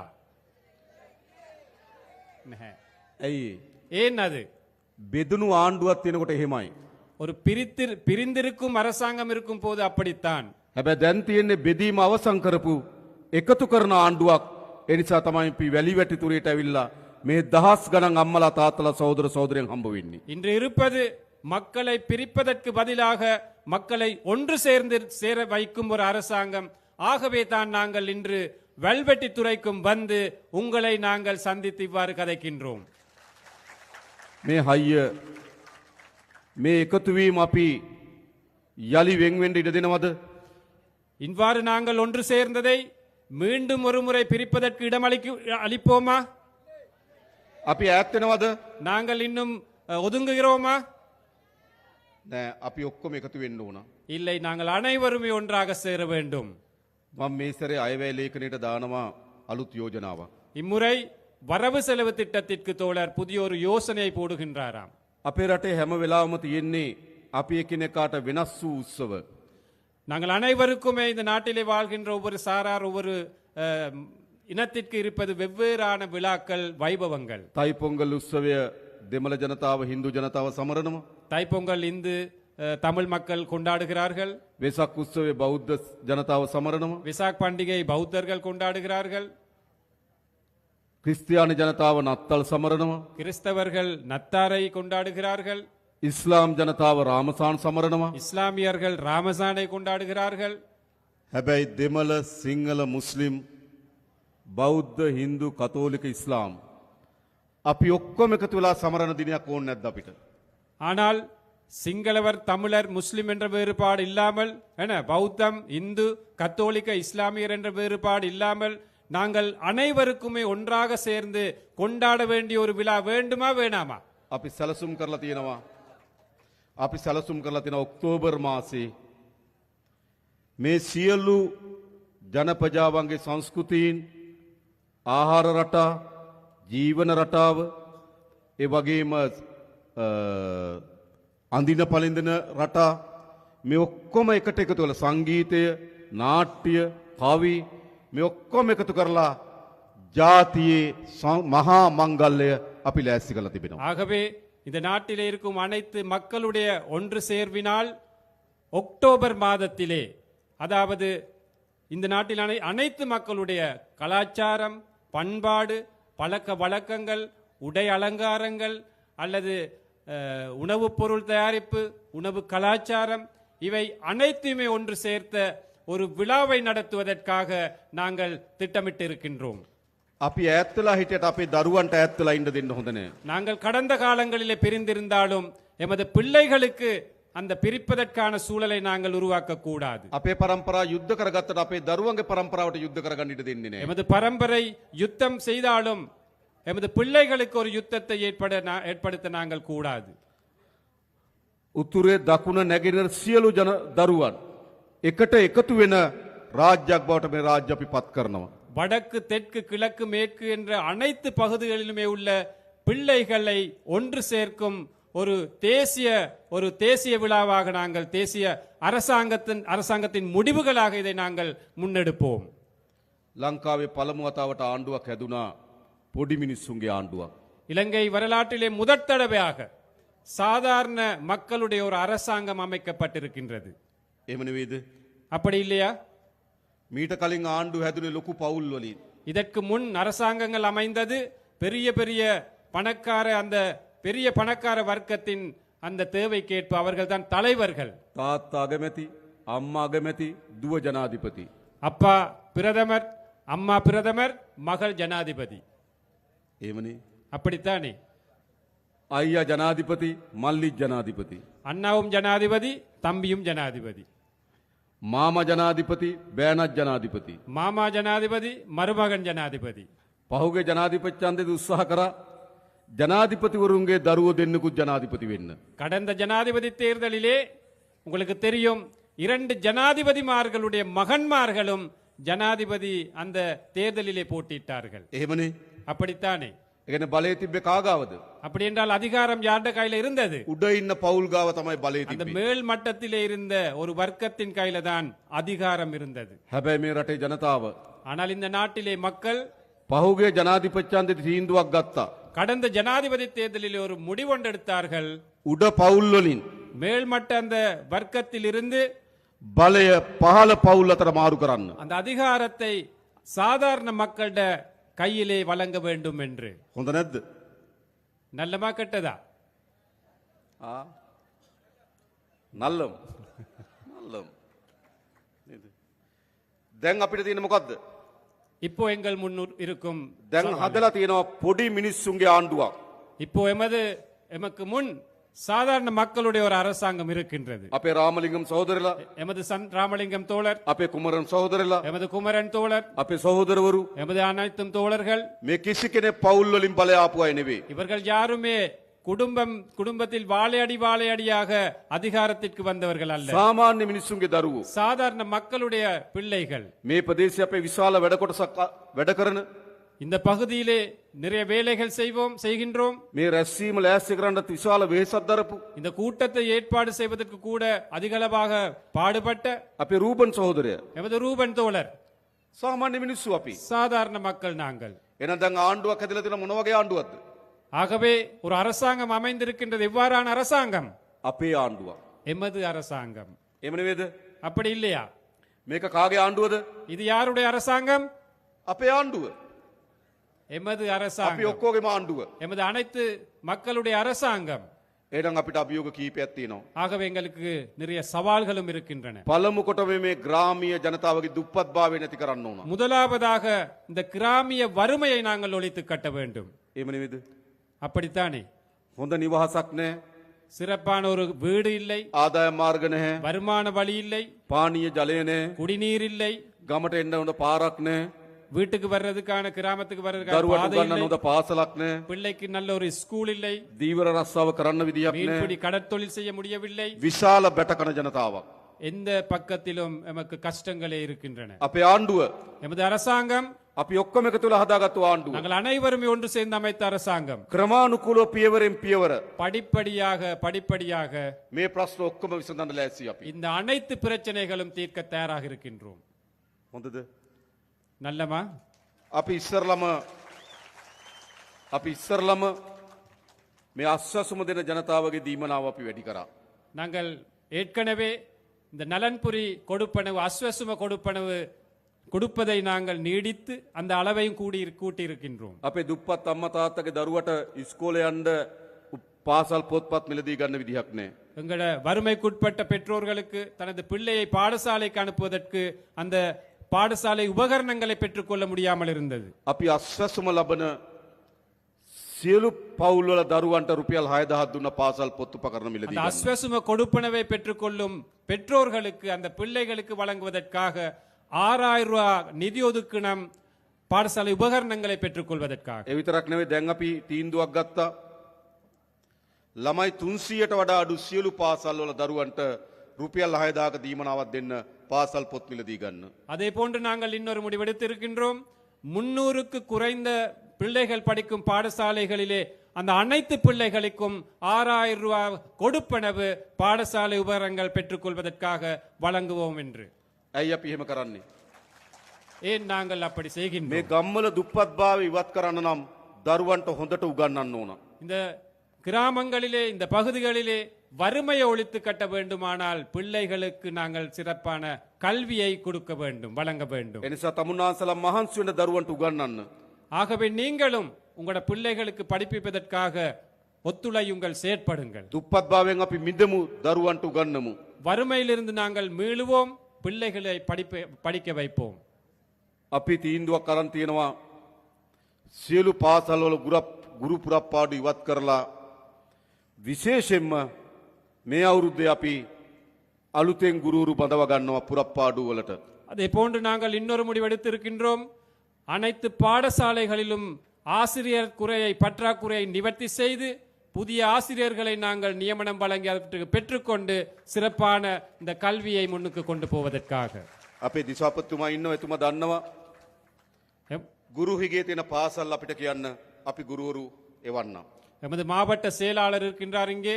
நீங்கள் கூறுங்கள், ஆசிரியர் பற்றாக்குறை உள்ள பாடசாலைகள் எங்கே இருக்கின்றன என்று நாங்கள் ஆசிரியர்களை நாங்கள் அனுப்புகின்றோம். ඒ විතරක් නෙවෙයි අපේ යාපනයේ පුස්තකාලේ තවත් දියුණු කරන්න ඕන. அதே போன்று எமது யாழ் நூலக சாலை இன்னும் நாங்கள் அபிவிருத்தி செய்ய வேண்டும். ඒ සඳහාත් මේ සර ඇවැලේකෙන් අපි සල්ලි වෙන් කරනවා. அதற்காகவும் நாங்கள் இந்த வரவு செலவு திட்டத்திலே நிதி ஒதுக்கீடு செய்கின்றோம். ගම්වල අපිට යන්න තියෙන හොඳම පාර අධ්‍යාපනය. ஆகவே இந்த கிராமத்திலே எமக்கு இருக்கின்ற சிறப்பான வழிதான் இந்த கல்வியை நாங்கள் மேம்படுத்த வேண்டும். අපි ළමුන් 250ට අඩු සියලු පාසල්වල දරුවන්ට සපත්තු ගන්න රුපියල් 3000ක් දෙනවා. 250 மாணவர்களுக்கு குறைவாக உள்ள அனைத்து பாடசாலைகளிலும் படிக்கும் மாணவர்களுக்கு சப்பாத்துக்களை வாங்குவதற்காக 3000 ரூபாய் காசு நாங்கள் ஒதுக்குகின்றோம். අර පාසල් වලින් ආහාර දෙන ළමයිට එක වේලකට දුන්න රුපියල් 60යි ඒක අපි 100 දක්වා වැඩි කරනවා. பாடசாலையிலே உணவு வழங்கிய பாடசாலையில் உங்களுக்கு தெரியும் 60 ரூபாய் மட்டும்தான் ஒரு பிள்ளைக்கு ஒதுக்கப்பட்டிருந்தது. அந்த 60 ரூபாவை 100 ரூபாய் வரை நாங்கள் அந்த அளவை அதிகரிக்கின்றோம். චීන රජය අපිට එකඟ වෙලා තියෙනවා සියලු දරුවන්ට නොමිලේ ලබන අවුරුද්දේ ඇඳුම් ලබා දෙන්න. சீன அரசாங்கம் ஒத்துக்கொண்டிருக்கின்றார்கள். இந்த வருடத்திலே வழங்கியதை போன்று அடுத்த வருடத்திலும் பாடசாலை சீருடைகளை இலவசமாக வழங்குவதற்கு. ඒ නිසා අපි වැඩිම වෙහෙස දරනවා දරුවන්ට උගන්වන්න. ஆகவே நாங்களும் மிகவும் கஷ்டப்படுகின்றோம் பிள்ளைகளின் கல்வி தரத்தை உயர்த்துவதற்காக. ලෑස්තිරි දරුවන්ට උගන්වන්න. நீங்கள் தயாரா பிள்ளைகளை படிப்பிப்பதற்கு? අපි සහාය දෙන්නම්. நாங்கள் ஆதரவு கொடுக்கின்றோம். ඒ විතරක් නෙවෙයි අලුත් දරුවන්ට අපි රස්සා දෙන්නත් උනා. அதே போன்று புதிதாக படித்து வெளியேறும் பிள்ளைகளுக்கு மாணவர்களுக்கு நாங்கள் தொழில் வாய்ப்புகளை வழங்க வேண்டும். අපි සැලසුම් කරලා තියෙනවා මේ යාපනයේ දිස්ත්‍රික්කේ අලුතෙන් කර්මාන්ත පුර 3ක් ඉදි කරන්න. அதே போன்று நாங்கள் எதிர்பார்க்கின்றோம் இந்த வட மாகாணத்திலே புதிய தொழில்பேட்டைகள், கைத்தொழில் மையங்கள் 3 அமைப்பதற்கு. කංකසන්තුරේ, காங்கேசன்துறை, පරන්තන් பரந்தன், සහ මාංකුලම් மாங்குளம் අලුත් කර්මාන්ත පුර 3ක් ඇති කරනවා. 3 புதிய தொழில்பேட்டைகள் அல்லது பொருளாதார மையங்களை நாங்கள் அமைக்க திட்டமிட்டிருக்கின்றோம். අපි විදේශගත ශ්‍රී ලාංකිකයන්ට ආරාධනා කරනවා වගේ ආයෝජනය කරන්න එන්න කියලා. நாங்கள் அழைக்கின்றோம் வெளிநாடுகளில் இருக்கும் இலங்கையர்களுக்கு, புலம்பெயர் இலங்கையர்களுக்கு அவற்றில் முதலீடுகள் செய்ய வாருங்கள் என்று. වැඩියෙන්ම මේ පළාත් වල ජීවත් වෙන තරුණයන්ගේ අපේක්ෂාව රට අත්හැරලා යන එක. இங்கிருக்கும் இளைஞர்களுடைய எதிர்பார்ப்பும் இந்த நாட்டை விட்டு வெளியேறுவதுதான் எதிர்பார்ப்பாக இருக்கின்றது. ඇයි රස්සාවක් නැහැ. ஏன் சரியான ஒரு தொழில் இல்லை. අපි කර්මාන්ත පුරටික හදන්නම් ඕගොල්ලන්ගේ දරුවන්ට රස්සා ටික හොයලා දෙන්න. நாங்கள் அந்த தொழில் மையங்களை கைத்தொழில் மையங்களை அமைக்கின்றோம் உங்களுக்கு தொழில் வாய்ப்புகளை பெற்றுக்கொள்வதற்காக. ඒ වගේම මේ අවුරුද්දේ අපි රජයේ පුරප්පාඩු පුරවන්නත් බලාපොරොත්තු වෙනවා. அதே போன்று இந்த வருடத்தில் நாங்கள் அரச துறையில் இருக்கும் வெற்றிடங்களை நிரப்புவதற்கும் எதிர்பார்க்கின்றோம். විශේෂයෙන්ම අපි අපේ පොලිසියවල විශාල හිගයක් තියෙනවා දෙමළ භාෂාව කතා කරන අය. எமது போலீஸ் துறை எடுத்துக்கொண்டால் காவல்துறை எடுத்துக்கொண்டால் மிகப்பெரிய வெற்றிடம் ஒன்று இருக்கின்றது. தமிழர்கள் அந்த போலீஸ் துறையிலே குறைவாகத்தான் இருக்கின்றார்கள். අපි මේ අවුරුද්දේ පොලිසියට අලුතෙන් 2000ක් බඳවා ගන්න බලාපොරොත්තු වෙනවා. දෙමළ තරුණයන්ට අපි ආරාධනා කරනවා පොලිසියට බැඳෙන්න කියලා. நாங்கள் எதிர்பார்க்கின்றோம் கிட்டத்தட்ட 2000 பேர் போலீஸ் துறைக்கு இணைத்துக் கொள்வதற்காக நாங்கள் இங்கிருக்கும் தமிழ் இளைஞர்களை நாங்கள் அழைக்கின்றோம் போலீஸ் துறையிலே நாங்கள் இணைந்து செயல்படுவோம் என்று. මොකද කියලා ලෑස්තිද? நீங்கள் தயாரா පොලිසියට බැඳෙන්න? போலீஸில் இணைவதற்கு? ඕම්. ඒ මොකද පොලිසිය හරි වැදගත් කාර්යයක් කරන අපේ ගම්වල ආරක්ෂාවට සාමයට විශාල වැඩ කොටසක් කරනවා. ஏனென்றால் போலீஸ் துறை எடுத்துக்கொண்டால் எமது கிராமங்களிலே அமைதியை பாதுகாப்பதற்காக பெரிய ஒரு சேவை செய்கின்றார்கள். ඒකට ඒ භාෂාව කතා කරන නිලධාරීන් අවශ්‍යයි. அதற்கு அந்த மொழியிலே அந்த கிராமத்தில் வாழும் மக்களிட மொழியில் கதைக்கும் அந்த அதிகாரிகள் தேவை. ඒ වගේම මේ පළාත්වල වේගයේ මත්ද්‍රව්‍ය මත් පැතිරෙමින් යනවා. அதே போன்று எங்களுக்கு தெரியும் இந்த பகுதிகளில் கூட பாரிய அளவிலே போதை வஸ்து இந்த பாவடை அந்த விஸ்தரிப்பு நடந்து கொண்டிருக்கின்றது. අපේ තරුණ පරම්පරාව විශාල ලෙස මත්ද්‍රව්‍ය වලට ගොදුරු වෙමින් තිබෙනවා. நமது இளம் சமுதாயம் இந்த போதை வஸ்துக்கு பெருமளவாக அடிமைப்பட்டு வருகிறார்கள். අපි මේක නතර කරන්න ඉතාමත් ශක්තිමත් වැඩපිළිවෙලක් හදලා තියෙනවා. இதை நிறுத்துவதற்காக நாங்கள் பெரும் சக்தி வாய்ந்த ஒரு திட்டத்தை நாங்கள் முன்னெடுத்து வருகின்றோம். හැබැයි ඔයගොල්ලන්ගේ සහයත් අවශ්‍යයි. ஆனால் அதற்கு உங்களுடைய ஒத்துழைப்பும் எங்களுக்கு தேவைப்படுகின்றது. අපි එකතු වෙලා මේ මත්ද්‍රව්‍ය තුරන් කරමු. நாங்கள் ஒன்றிணைந்து இந்த போதை வஸ்து பிரச்சனையை தோற்கடிப்போம். ඒ වගේම අපි දන්නවා විශාල ඉඩම් ගැටලුවක් තියෙනවා මේ යාපනයේ ජීවත් වෙන ජනතාවට. அதே போன்று இந்த யாழ் மாவட்டம் அல்லது வடமாகாணத்தை எடுத்துக்கொண்டால் காணி பிரச்சனை என்பது பெரிய ஒரு பிரச்சனையாக இருக்கின்றது. අපේ ප්‍රතිපත්තිය எமது கொள்கை ජනතාවගේ ඉඩම් ජනතාවට ලබා දිය යුතුයි. எமது கொள்கை மக்களுடைய காணியை மக்களுக்கு வழங்க வேண்டும் என்பது. ආරක්ෂාවට සංවර්ධනයට ආණ්ඩුවට ඉඩම් පවරා ගැනීමේ අයිතිය තියෙනවා. பாதுகாப்புக்கு அபிவிருத்திக்கு காணியை எடுத்துக்கொள்ளும் உரிமை அரசாங்கத்துக்கு இருக்கின்றது. ඒත් බොරුවට ඉඩම් තියාගෙන ඉන්න බෑ. ஆனாலும் பொய்யுக்கு காணியை அரச தரப்பிலே வைத்துக் கொள்வது தவறு. අපි දන්නවා තාමත් පවුල් විශාල 1500කට ආසන්න ප්‍රමාණයක් නේද? 1500කට වැඩි ප්‍රමාණයක් තාමත් අවතන් කඳුරු වල ඉන්නවා. எங்களுக்கு தெரியும் இன்னமும் கிட்டத்தட்ட 1500 குடும்பங்கள் இன்னமும் அகதி முகாம்களில் அல்லது இடம்பெயர் முகாம்களிலே வாழ்கின்றார்கள். පුද්ගලයන් நபர்கள் மன்னிக்கணும்.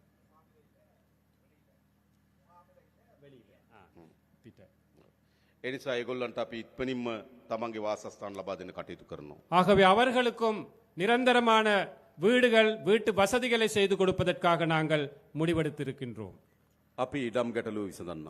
நாங்கள் காணி பிரச்சனை தீர்க்கின்றோம்.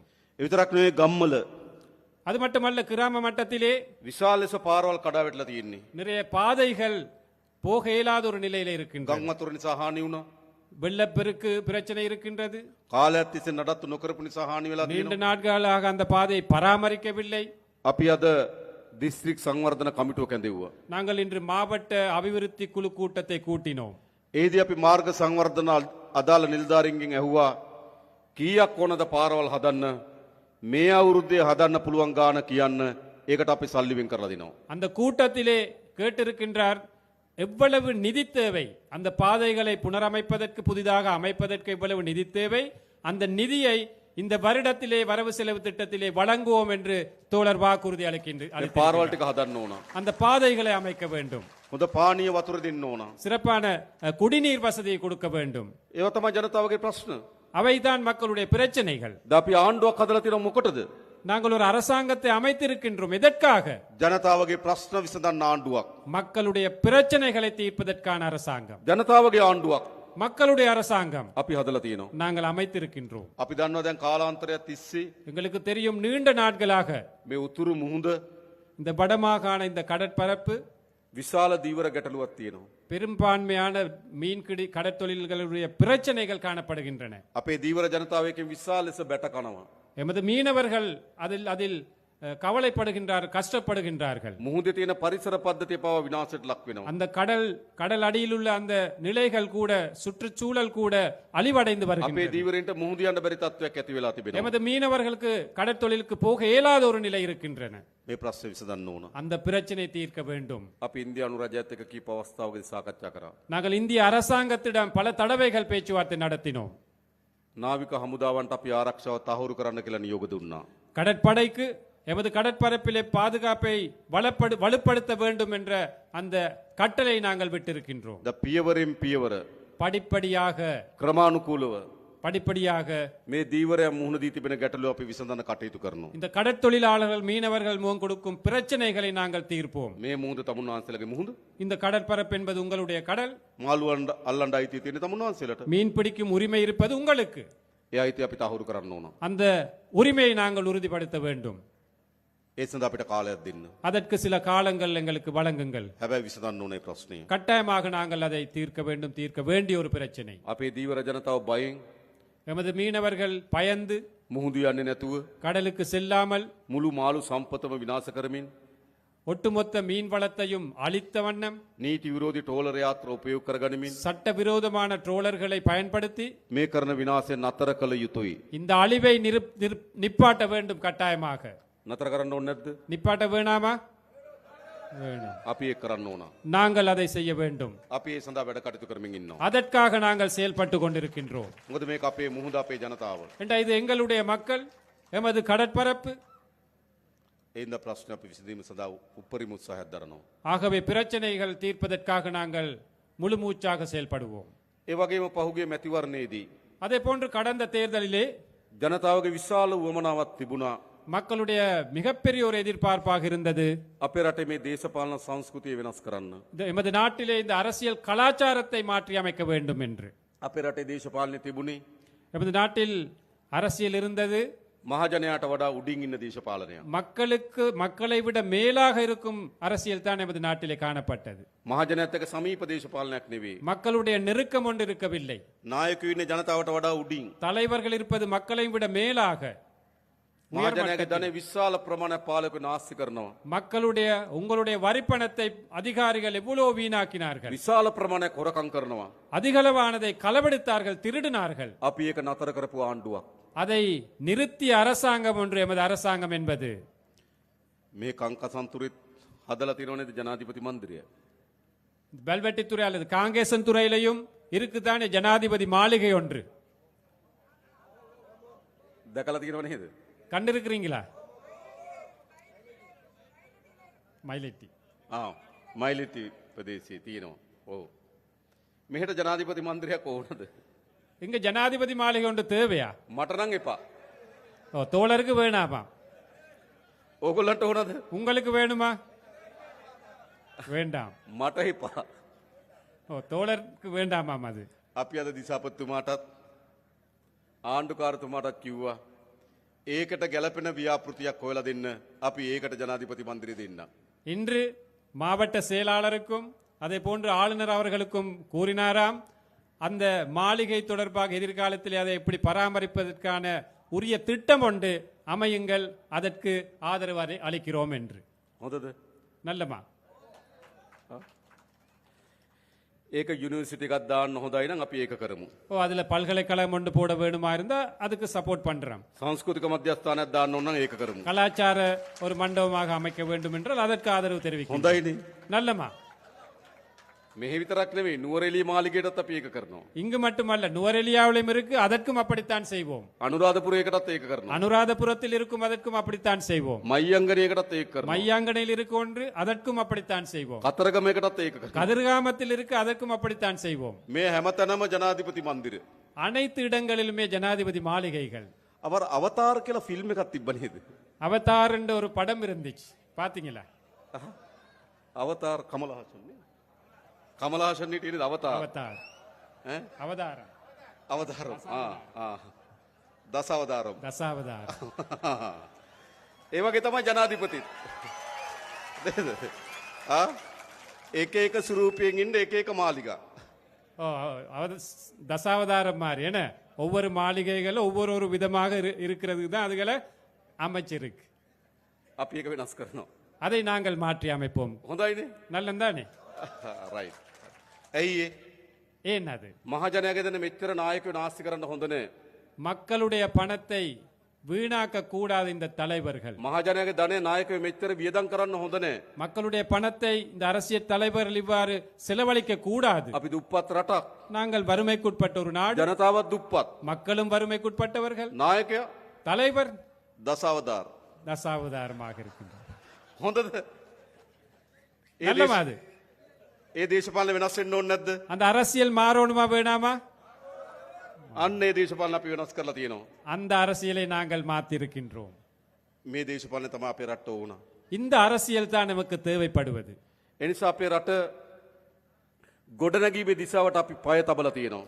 ஆகவே இந்த நாட்டை அபிவிருத்தி செய்யும் அந்த பயணத்தை நாங்கள் ஆரம்பித்திருக்கின்றோம். විශේෂයෙන් මේ උතුරු පළාත ඉලක්ක කරගත්තු සංවර්ධන සැලසුම් ගණනාවක් අපි සැලසුම් කරලා තිබෙනවා. விசேடமாக இந்த வடமாகாணத்தை இலக்காக வைத்த பல்வேறு அபிவிருத்தி திட்டங்களை நாங்கள் முன்னெடுக்க මම திட்டமிட்டிருக்கிறோம். කලින් කිව්වා වගේ කර්මාන්ත කලාප 3ක් ஏற்கனவே கூறியதை போன்று தொழில் மையங்கள் 3, ඒ වගේම සංචාර කර්මාන්තය දියුණු කරන්න සැලසුමක්. அதே போன்று சுற்றுலாத்துறை வளர்ப்பதற்கான திட்டம், ඒ වගේම අපි හඳුනාගෙන තියෙනවා මේ උතුරු පළාතේ පොල් වගා කරන්න පුළුවන් අක්කර 40000ක් තියෙනවා කියලා. அதே போன்று நாங்கள் கண்டறிந்திருக்கின்றோம் இந்த வடமாகாணத்திலே தென்னை பயிர் செய்யக்கூடிய 40,000 ஏக்கர் காணிகள் இருக்கின்றது என்று. මේ අයවැයෙන් අපි ඒකට සල්ලි වෙන් කරනවා. இந்த வரவு செலவு திட்டத்திலே அதற்காகவும் நாங்கள் நிதி ஒதுக்கீடு செய்கின்றோம். වගා කරන්න කැමති අයට அதில் பயிரிடக்கூடிய அந்த விருப்பமானவர்களுக்கு පොල් පැල දෙන தென்னம்பிள்ளைகள், බිම සකස් කරගන්න මුදලක් දෙන அந்த நிலத்தை செய்வதற்கான பணம், පොහොර දාන්න මුදලක් දෙනවා අපි. பசலையிடுவதற்காக நிதி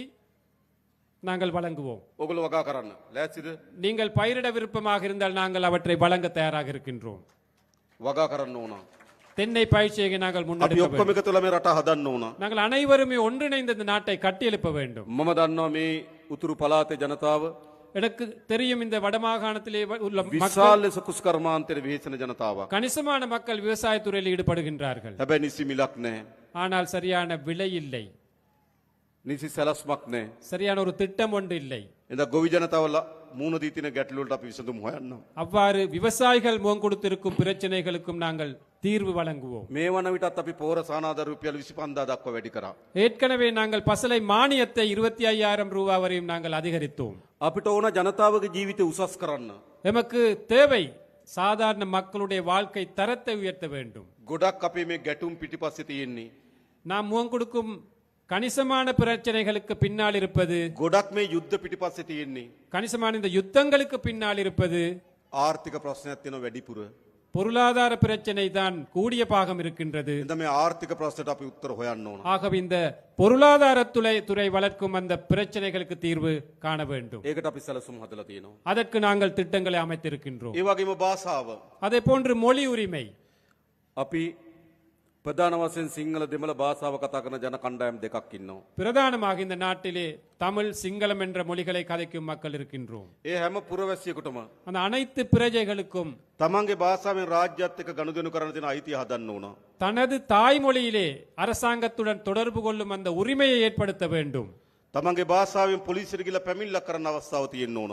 தனது தாய்மொழியிலே போலீஸுக்கு போய் ஒரு முறைப்பாட்டை செய்வதற்கான உரிமை இருக்க வேண்டும். ඒ නිසා මේ භාෂාවෙන් ඇති වී තිබෙන අසමානතාවය අපි විසඳිය යුතුයි. ஆகவே இந்த மொழி ரீதியாக இந்த பிரிவினை நாங்கள் இல்லாதொழித்து ஒழிக்க வேண்டும். ඒ නිසා තමයි මං කලින් කිව්ව ඔබගේ දරුවන් පොලිසියට බන්ධන්න. ஆகவே தான் முதல்ல சொன்னார் தோழர், உங்களுடைய இந்த இளம் சக்திகள் போலீஸ் துறையில அந்த අපි சேருங்கள் என்று. ඊළඟ රජයේ රස්සාවලට ගන්නකොට ඔබගේ දරුවන් ඒවට බැඳින්න. அரச துறையில் ஆட்களை சேர்க்கும் போது உங்களோட பிள்ளைகளை அவற்றுக்கு இணையுங்கள். ඒ දෙමළ භාෂාවෙන් කතා කරන රාජ්‍ය සේවයක් අපිට අවශ්‍යයි. ஏனென்றால் தமிழ் மொழியிலே கலந்து அந்த கதைக்கும் அரச துறை ஒன்று எங்களுக்கு இந்த வடக்கிலே தேவைப்படுகின்றது. ඒක අපි හදන්න සැලසුම් කරලා තියෙනවා. அதை அமைப்பதற்கு நாங்கள் திட்டமிட்டு இருக்கின்றோம். ඒ වගේ ඊළඟ වැදගත් அதே போன்று இன்னொரு முக்கியமான விஷயம், අපේ ආගමික අයිතීන් පිළිබඳ සාධාරණත්වයක් තියෙන්න ඕන. எமது மத ரீதியான உரிமைகள் எங்களுக்கு பெற்றுக்கொள்வதற்கான அந்த சூழல் அமைய வேண்டும். මෙතන අපේ නායක හාමුදුරුවෝ වැඩ සිටිනවා. எமது நாயக்க தேரர் அவர்கள் இருக்கின்றார்கள், අපේ කුරුක්කොල්තුමාලා වැඩ සිටි. எமது குருக்கள் அவர்கள் வருகை தந்திருக்கின்றார்கள். අපි අතර ගැටුමක් තියෙන්න ඕනද? எமக்கிடையே ஒரு போட்டி முரண்பாடு ஒன்று இருக்கணுமா? ආගම අපේ විශ්වාසය. மதம் என்பது எமது எதிர்பார்ப்பு, நம்பிக்கை. එක්කෙනෙකුට කියන්න බෑ උඹ ඒ විශ්වාසය අත්තරපන් කියලා. யாருக்குமே வற்புறுத்த இயலாது அந்த நம்பிக்கையை கைவிட வேண்டும் என்று. ඒ එකිනෙකාගේ විශ්වාසය අපේ විශ්වාසයට ගරු කරන්න ඕන. அந்த ஒவ்வொரு நபர்களுடைய நம்பிக்கைக்கும் நாங்கள் நம்பிக்கையோடு செயல்படணும். අපි අපේ රටේ යලි எமது நாட்டில் மீண்டும் ஒரு முறை ආගම්වාදී மத ரீதியான முரண்பாடு, ජාතිවාදී இன ரீதியான முரண்பாடு, ගැටුමක් වර්ධනය වෙන්න ඉඩ දෙන්නේ ஒரு නෑ. முரண்பாடு ஏற்படுவதற்கு நாங்கள் இடமளிக்க மாட்டோம். පහුගිය දවස්වල கடந்த காலங்களிலே එවැනි ජාතිවාදී සටන් පාට අරගෙන කට්ටිය ඉස්සරහට එන්න පටන් ගත්තා. அவ்வாறான இன ரீதியான கோஷங்களை எழுப்பிக் கொண்டு சிலர் முன்னுக்கு வந்தார்கள். අපි ජාතිවාදී වපුරන අයට நாங்கள் இனவாதத்தை தூவுவர்களுக்கு නීතිය උපරිමයෙන් ක්‍රියාත්මක කරනවා. சட்டத்தை உயர்ந்த பட்சத்தில் நாங்கள் நடைமுறைப்படுத்த நடவடிக்கை எடுப்போம். අපිට තවත් ජාතිවාදී ඕනද? எங்களுக்கு இன்னும் இனவாதம் வேண்டுமா? අපිට ආගම්වාද ඕනද? எங்களுக்கு மதவாதம் வேண்டுமா? ඒව අවශ්‍ය නෑ. அவை எங்களுக்கு தேவையில்லை. නිසා යලි ජාතිවාදයට ආගම්වාදයට අපේ රටේ අපි ඉඩ දෙන්නේ නෑ.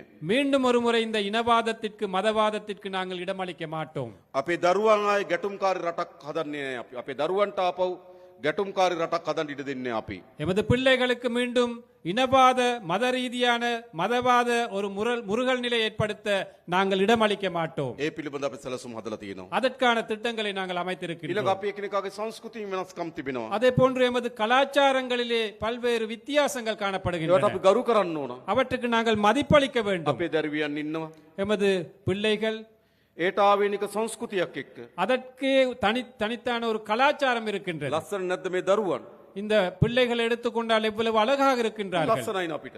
எங்களுக்கு அது மிகவும் அழகாக ඇයි இருக்கிறது. අපි සංස්කෘතියෙන් බෙදෙන්න හදන්නේ? ஏன் நாங்கள் கலாச்சார ரீதியாக பிரிவடைய வேண்டும்? අපි හැම සංස්කෘතියකටම ගරු කරන්න ඕන. நாங்கள் அனைத்து கலாச்சாரங்களையும் மதிக்க வேண்டும். ඒ සංස්කෘතියෙන් රස විඳින්න පුරුදු වෙන්න ඕන. அந்த கலாச்சாரங்களை ரசனை மிக்கதாக நாங்கள் எடுத்துக்கொள்ள வேண்டும். එහෙම රටක් අපි හදන්න ඕන. அவ்வாறான ஒரு நாட்டை நாங்கள் கட்டியெழுப்ப வேண்டும். එකක් මතක තියාගන්න. ஒன்று நினைவில் வைத்துக் கொள்ளுங்கள், අපිට ගහගෙන எங்களுக்கு சண்டை பிடித்து යුද්ධ කරගෙන யுத்தமிட்டு கொண்டு තවත් දශක ගණනාවක් මේ විදිහට දුක් විඳ විඳ ඉන්න පුළුවන්. இன்னும் பல தசாப்தங்கள் எங்களுக்கு நாங்கள் வாழ முடியும் குறைபாடுகளோடு. අපේ අම්මලාගේ පරම්පරාව දුක් විඳා.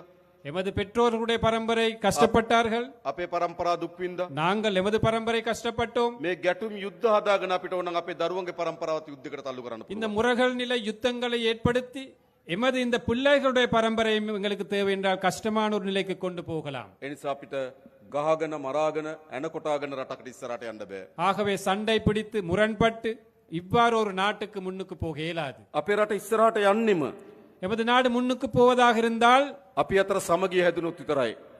எமக்கிடையே ஒற்றுமை அமைதி இருக்க ඒ வேண்டும். නිසා අපේ ආණ්ඩුව ஆகவே எமது அரசாங்கம் විශාලතම වෙහෙසක් දරනවා.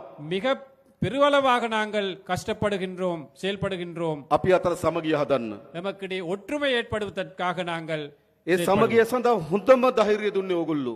அந்த ஒற்றுமைக்காக மிகப்பெரிய சக்தியை துணிச்சலை கொடுத்தது நீங்கள். කාලයක් තිස්සේ පාරම්පරික දේශපාලක පහුගිය මහචන්දට ඉල්ලුවා.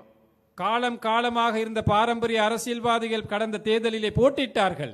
වෙනම රටක් අරන් දෙන්නම් කියලා ඡන්දෙට ඉල්ලුවා. தனியான ஒரு நாட்டை பெற்றுக் கொடுப்போம் என்று தேர்தல்களை போட்டியிட்டார்கள். මතකද? நினைவிருக்கா? හැබැයි ජනතාව මොකද කරේ?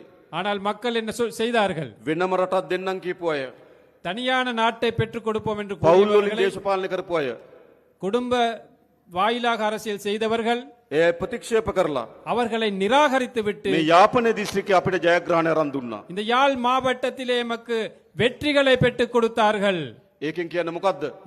இதன் செய்தி என்ன? இதனால் கூறுவது என்ன? ජනතාව කැමති එකතු වෙන්න. மக்கள் அனைவருமே ஒன்றாக சேர்ந்து வாழ ජනතාව விரும்பும். ගාව ජාතිවාදේ නෑ. மக்கள் மத்தியிலே இனவாதம் இல்லை, ජනතාව ගාව ආගම්වාදේ නෑ. மக்கள் மத்தியிலே மதவாதம் இல்லை. හැබැයි දේශපාලකයා ගාව තියෙනවා. ஆனால் அரசியல்வாதிகள் மத்தியிலே இருக்கின்றது அந்த அனைத்தும். ඕකයි ප්‍රශ්නේ උනේ. அதுதான் பிரச்சனையாக இருந்தது. උතුරෙත් දකුණෙත් வடக்கிலும் தெற்கிலும் දේශපාලකයන්ගේ පැවැත්ම උනේ ජාතිවාදය. அரசியல்வாதிகள் இருப்பாக காணப்பட்டது இனவாதம். දැනුත් නැවත නැවත දකුණේ හිසෝසවන්න උත්සාහ කරනවා. மீண்டும் தென்பகுதியிலே இனவாதம் தலை தூக்க சில செயற்பாடுகள் போகின்றன. දේශපාලකට ජාතිවාදය ඕන. அரசியல்வாதிகளுக்கு இனவாதம் தேவை. ජනතාවට ඕන ජාතිවාදී. மக்களுக்கு இனவாதம் தேவையா? ජනතාවට ඕනද? மக்களுக்கு தேவையா? අපිට ඕන මොකද්ද? எங்களுக்கு தேவை என்ன? ජාතික සමගිය ඕන. தேசிய ஒற்றுமை தேவை எங்களுக்கு. අපි එකතු වෙමු. நாங்கள் அனைவரும் ஒன்று சேருவோம். ආණ්ඩුවක් හදලා තියෙනවා. ஒரு அரசாங்கத்தை அமைத்திருக்கின்றோம். අපි ඔක්කොගේම ආණ්ඩුවක්. எமது அனைத்து மக்களுடைய ஒரு அரசாங்கம். මේ වැලිවැටතුරේ இந்த வெல்வெட்டி துறையில் මේ ජනතාවට වඩා இந்த மக்களை விட වෙනස් පවුල් වලින් අපි ආණ්ඩුව හදපු අය නෙවෙයි.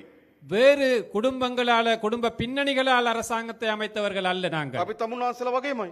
நாங்களும் உங்களை மாறித்தான். නැද්ද එහෙම? அப்படி இல்லையா? එහෙම නේද? ඉතින් අපේ ආණ්ඩුවක් නෙමේක. அப்ப இது எங்களுடைய அரசாங்கம். අපි මේ රට වෙනස් කරමු.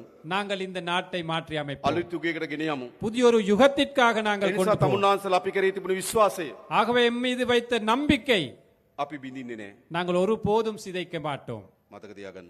நினைவில் வைத்துக் கொள்ளுங்கள். හැමදාම අපේ රටේ දේශපාලකයෝ எப்பொழுதும் எமது நாட்டு அரசியல்வாதிகள் ජනතාවගේ විශ්වාසය බිඳිනවා. மக்களது எதிர்பார்ப்பத்தை சிதைத்தார்கள். අපි මේ විශ්වාසය බිඳින්නේ නැහැ. நாங்கள் ஒருபோதும் உங்களுடைய நம்பிக்கைக்கு சீர்குலைக்க மாட்டோம், நம்பிக்கை சிதைக்க மாட்டோம். තමුන්නාන්සලා ඉතාමත් දිගු පියවරක් තිබුවා. நீங்கள் நீண்ட ஒரு பயணத்திற்காக அடி வைத்தீர்கள். ඉතාමත් වැදගත් පියවරක් තිබ්බා. மிக முக்கியமான ஒரு அடி வைத்தீர்கள். ඉතාමත් විශිෂ්ට පියවරක් තිබ්බා. ஒரு விசேடமான ஒரு முடிவை எடுத்தீர்கள். එකතු වෙන්න ඕන කියලා තීන්දුවක් ගත්තා. ஒன்று சேர வேண்டும் என்ற அந்த முடிவை எடுத்தீர்கள். බෙදුනක ඇති කියලා තීන්දුවක් ගත්තා. பிரிந்தது காணும் என்ற முடிவை எடுத்தீர்கள். පෞගිය මහමැතිවරණ ප්‍රතිඵල වලින් පෙන්වන්නේ මොකද්ද?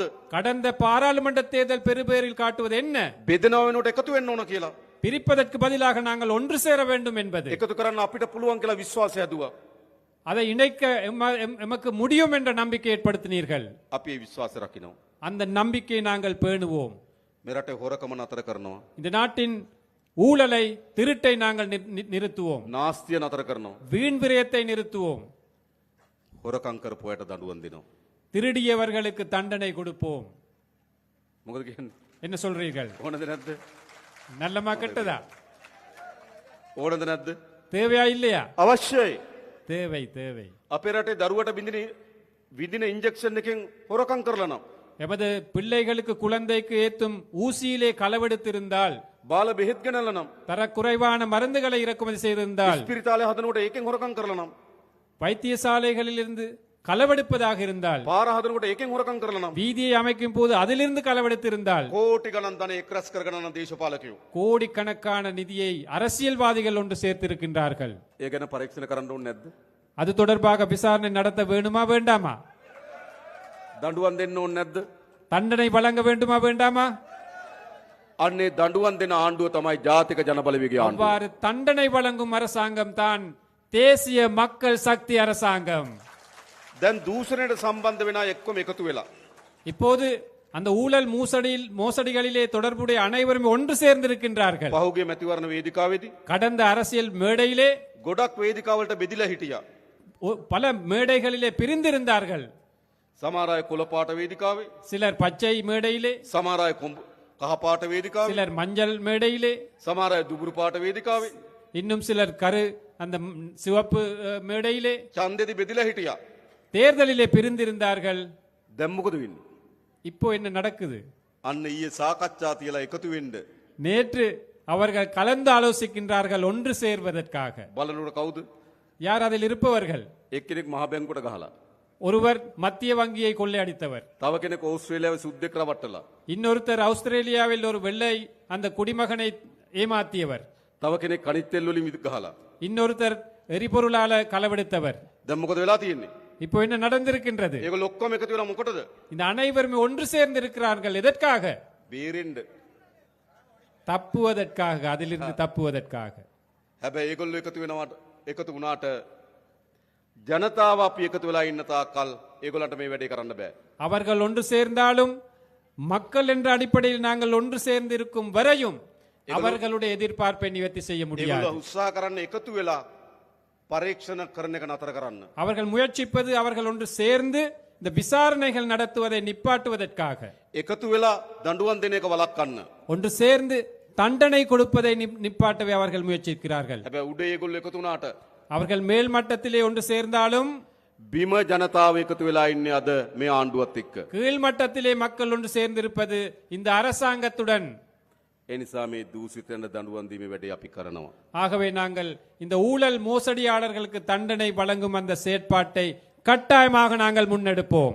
අන්න එහෙම ආණ්ඩුවක් මේ හැදිලා තියෙනවා. அவ்வாறான ஒரு அரசாங்கம் தான் அமைந்திருக்கின்றது. දැන් එනම් මොකද කරන්න ඕන? ஆகவே இப்போது என்ன செய்ய வேண்டும்? අපි ඔක්කොම එකතු වෙමු. நாங்கள் அனைவரும் ஒன்றாக சேர்ந்து විශ්වාසය තබමු. நம்பிக்கையோட අත් නොහැර ඉස්සරහට යමු. கைவிடாமல் முன்னோக்கி போவோம். අපි හරියට සැලසුම් හදලා நாங்கள் சரியான முறையிலே திட்டமிட்டு අවුරුදු කීපයක් අත්තරින් නැතුව වැඩ කරොත් பல வருட காலமாக நாங்கள் தொடர்ச்சியாக வேலை செய்வோம். අපේ මේ රට දියුණු රටක් බවට පත් කරන්න පුළුවන්. நாங்கள் இந்த நாட்டை ஒரு அபிவிருத்தி அடைந்த நாடாக மாற்றலாம். නැවත දූෂිතයන්ට, மீண்டும் ஊழல் மோசடியாளர்களுக்கு, නැවත හොරුන්ට, மீண்டும் திருடர்களுக்கு, නැවත අපරාධකරුවන්ට மீண்டும் குற்றவியல் செய்பவர்களுக்கு මේ රට ඉඩක් දෙන්න එපා. ஒரு போதும் இடமளிக்க வேண்டாம் இந்த நாட்டிலே. ආයෙ ගේනවද? மீண்டும் ஒரு முறை அவங்களை நாங்கள் ගේනවද? பாராளுமன்றத்துக்கு கொண்டு வருவோமா? නෑ මේක වෙනස් කරමු අපි. ஆமாம், நாங்கள் இதை மாற்றி அமைப்போம். ඒ වෙනුවෙන් අපි හැමදෙනාම එකතු වෙමු. நாங்கள் அனைவரும் இதற்காக ஒன்றுபடுவோம். ඉතින් අපිට විශාල සතුටක් තියෙනවා. நமக்கு மிகப்பெரிய ஒரு மகிழ்ச்சி இருக்கின்றது. මේ වැලිවැටි තුරේ இந்த வெல்வெட்டி துறையிலே මේ දහස් ගණනක් අම්මලා තාත්තලා එකතු වෙලා இந்த ஆயிரக்கணக்கான பெற்றோர்கள் இணைந்து අපිට සවන් දෙන්න ඇවිල්ලා තියෙනවා. எம்மை செவிமடுப்பதற்காக අපිට வந்திருக்கின்றீர்கள். කතාබහ කරන්න ඇවිල්ලා තියෙනවා. எம்மோட கலந்தாலோசிப்பதற்கு வந்திருக்கிறீர்கள். අපි විශ්වාස කරලා තියෙනවා. எம்மை நம்பி வந்திருக்கிறீர்கள். මේක සතුටුයි ගොඩක්. இது மிகவும் மகிழ்ச்சியாக இருக்கின்றது. බොහොම ස්තුතියි හැමදෙනාටම. அனைவருக்குமே மிகவும் நன்றி. නන්රි වණකම්. நன்றி வணக்கம் என்று கூறிக்கொண்டு தோழர் விடை பெறுகின்றார். ஆகவே இந்த கூட்டத்தின் நிகழ்வுகளுடன் இத்துடன் நாங்கள் முடிவுக்கு கொண்டு வருகின்றோம். இங்கு வருகை தந்த அனைவருக்குமே நன்றி கூறிக்கொண்டு நாங்கள் விடை பெறுகின்றோம். நன்றி, வணக்கம். ஜனாதிபதி அனுரகுமார திசாநாயக்க பங்கேற்ற பொதுமக்கள் சந்திப்பு யாழ்ப்பாணம் வெள்ளடித்துறையில் இன்று பிற்பகல் இடம்பெற்றது.